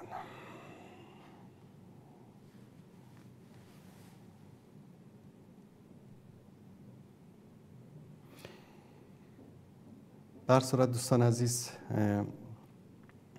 امیدواریم که الله سبحانه و تعالی، من یک مطلبی رو در اینجا نشونتون بدم، چون این مشکل تنها مشکل، حالا فکر میکنید بعضی از این عزیزانی که تماس میگیرن تنها مشکل اینهاست. نه، متاسفانه مشکل حتی بعضی از علما و دعوتگران ما هستن که شما ببینید اینجا این آقا مثلا عضو اتحاد جهانی علمای مسلمین هم هست. چی میگه؟ میگه در نبرد حق و باطل و جنگ مظلوم با ظالم بی‌طرفی و تذبذب منافی ایمان و مصادم با اسلام است. سوریا مظلوم نبودن؟ چرا در اون موقع جرأت نداشتید که بر علیه ایران صحبت بکنید که چرا میره در سوریه چیز میکنه؟ اما چون حزبشون اخوان المسلمین اجازه نمیداد، انتصاب حزبیشون اجازه نمیداد که بر علیه ایران صحبت بکنن، اهل نفاق و به تعبیر قرآن افراد فی قلوبهم مرض از حق و اهل حق و از مظلوم در برابر ظالم حمایت نمی کنند و یا با منافقت در کنار باطل می ایستند و یا با لهجه و لحن منافقانه جبهه حق را تضعیف می کنند. به تعبیر قرآن هم العدو فاحذرهم، یعنی همین منافقین دشمنان حقیقی از آنها برحذر باشید. جناب دکتر فضل هادی وزین، ای کاش جناب دکتر وزین همین حرفا رو در زمان جنایت‌های رژیم ایران در عراق میگفت، در زمان جنایت‌های رژیم ایران در سوریه میگفت. یعنی چی؟ یعنی معیار جناب وزین صاحب مثل معیار جورج بوش است. جورج بوش میگفت که یا با ما باشید یا با تروریستا، یعنی یا با القاعده باشید که ما تروریستی ثابتون بکنیم، یا با ما باشید که انسان خوب باشید، راه سوم ندارید. آقا من نه با تو هستم نه با القاعده، یعنی نه با آمریکا هستم نه با القاعده، نه با تروریستا هستم نه با تو، نه این امکان نداره. تو حتما یا با ما باشی یا با تروریستا هستی. اگر با ما نبودی تروریست هستی. جناب وزین صاحبم چی میگه؟ میگه که یا با ایران باش یا تو منافق هستی. من نمیدونم که عقل و منطق علمای ما کجا است. و وقتی که یک عالم ما این دید سیاسیش باشه، این سیاست شرعیش باشه، این عقل و منطقش باشه، دیگه از عامه مردم چه گله بکنیم؟ از عامه مردم که فریب این نظام رو خوردن چه گله بکنیم؟ حالا مثلا آمریکا آمد روسیه رو زد، اسرائیل رفت روسیه رو زد، ما باید در کنار روسیه وایسیم بر علیه اسرائیل؟ چرا؟ چه منطقی است که اینها دارن؟ من یک مطلب دیگری هم از ایشون خدمتتون نشون بدم.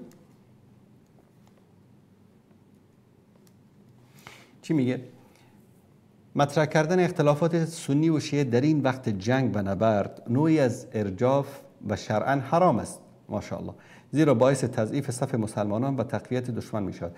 تاریخ اسلام رو بخوانید، صلاح الدین ایوبی قدس رو فتح نکرد تا اینکه دولت شیعه رو در مصر ساقط نکرد. همین دانشگاهی که امروز ازهر میگن این اسمش دانشگاه زهرا بود. حکومت در مصر به دست شیعیان بود.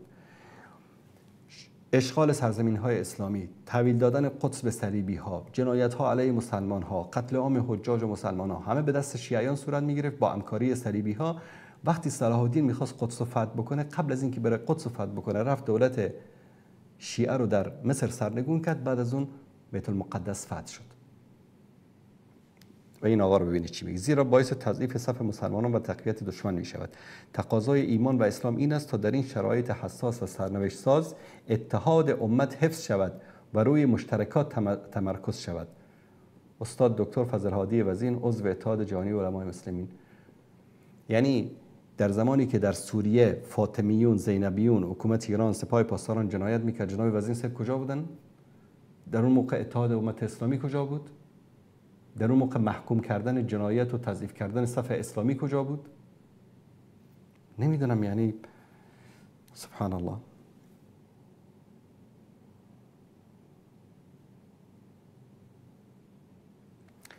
بر صورت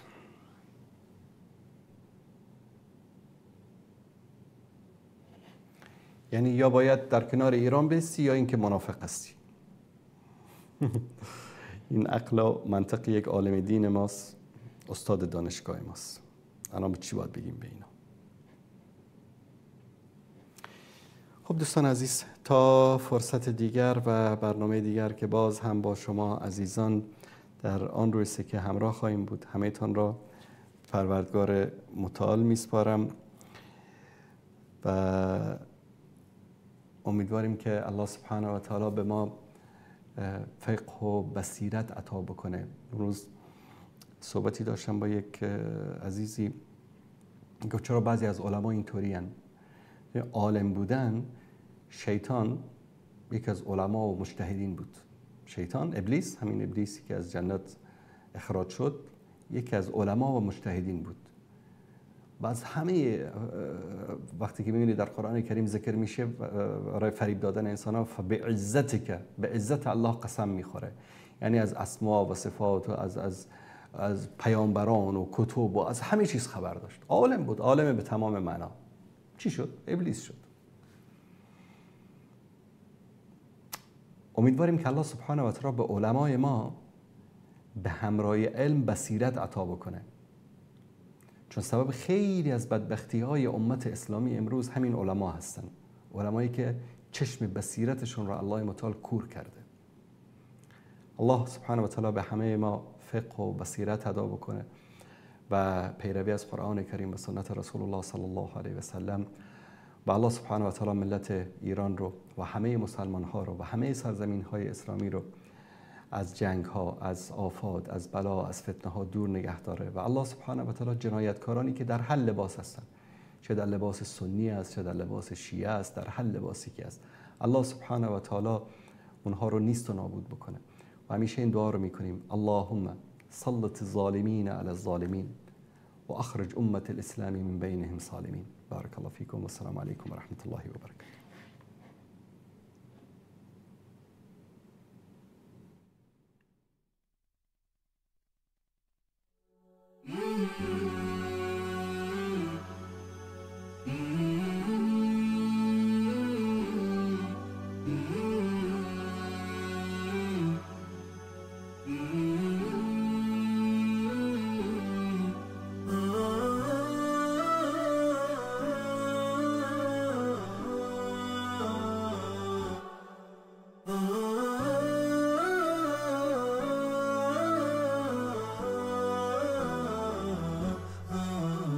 نداء الحق صوت قد شجاني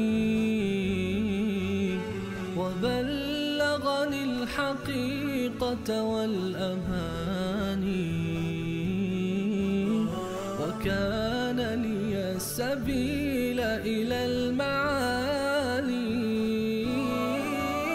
ونور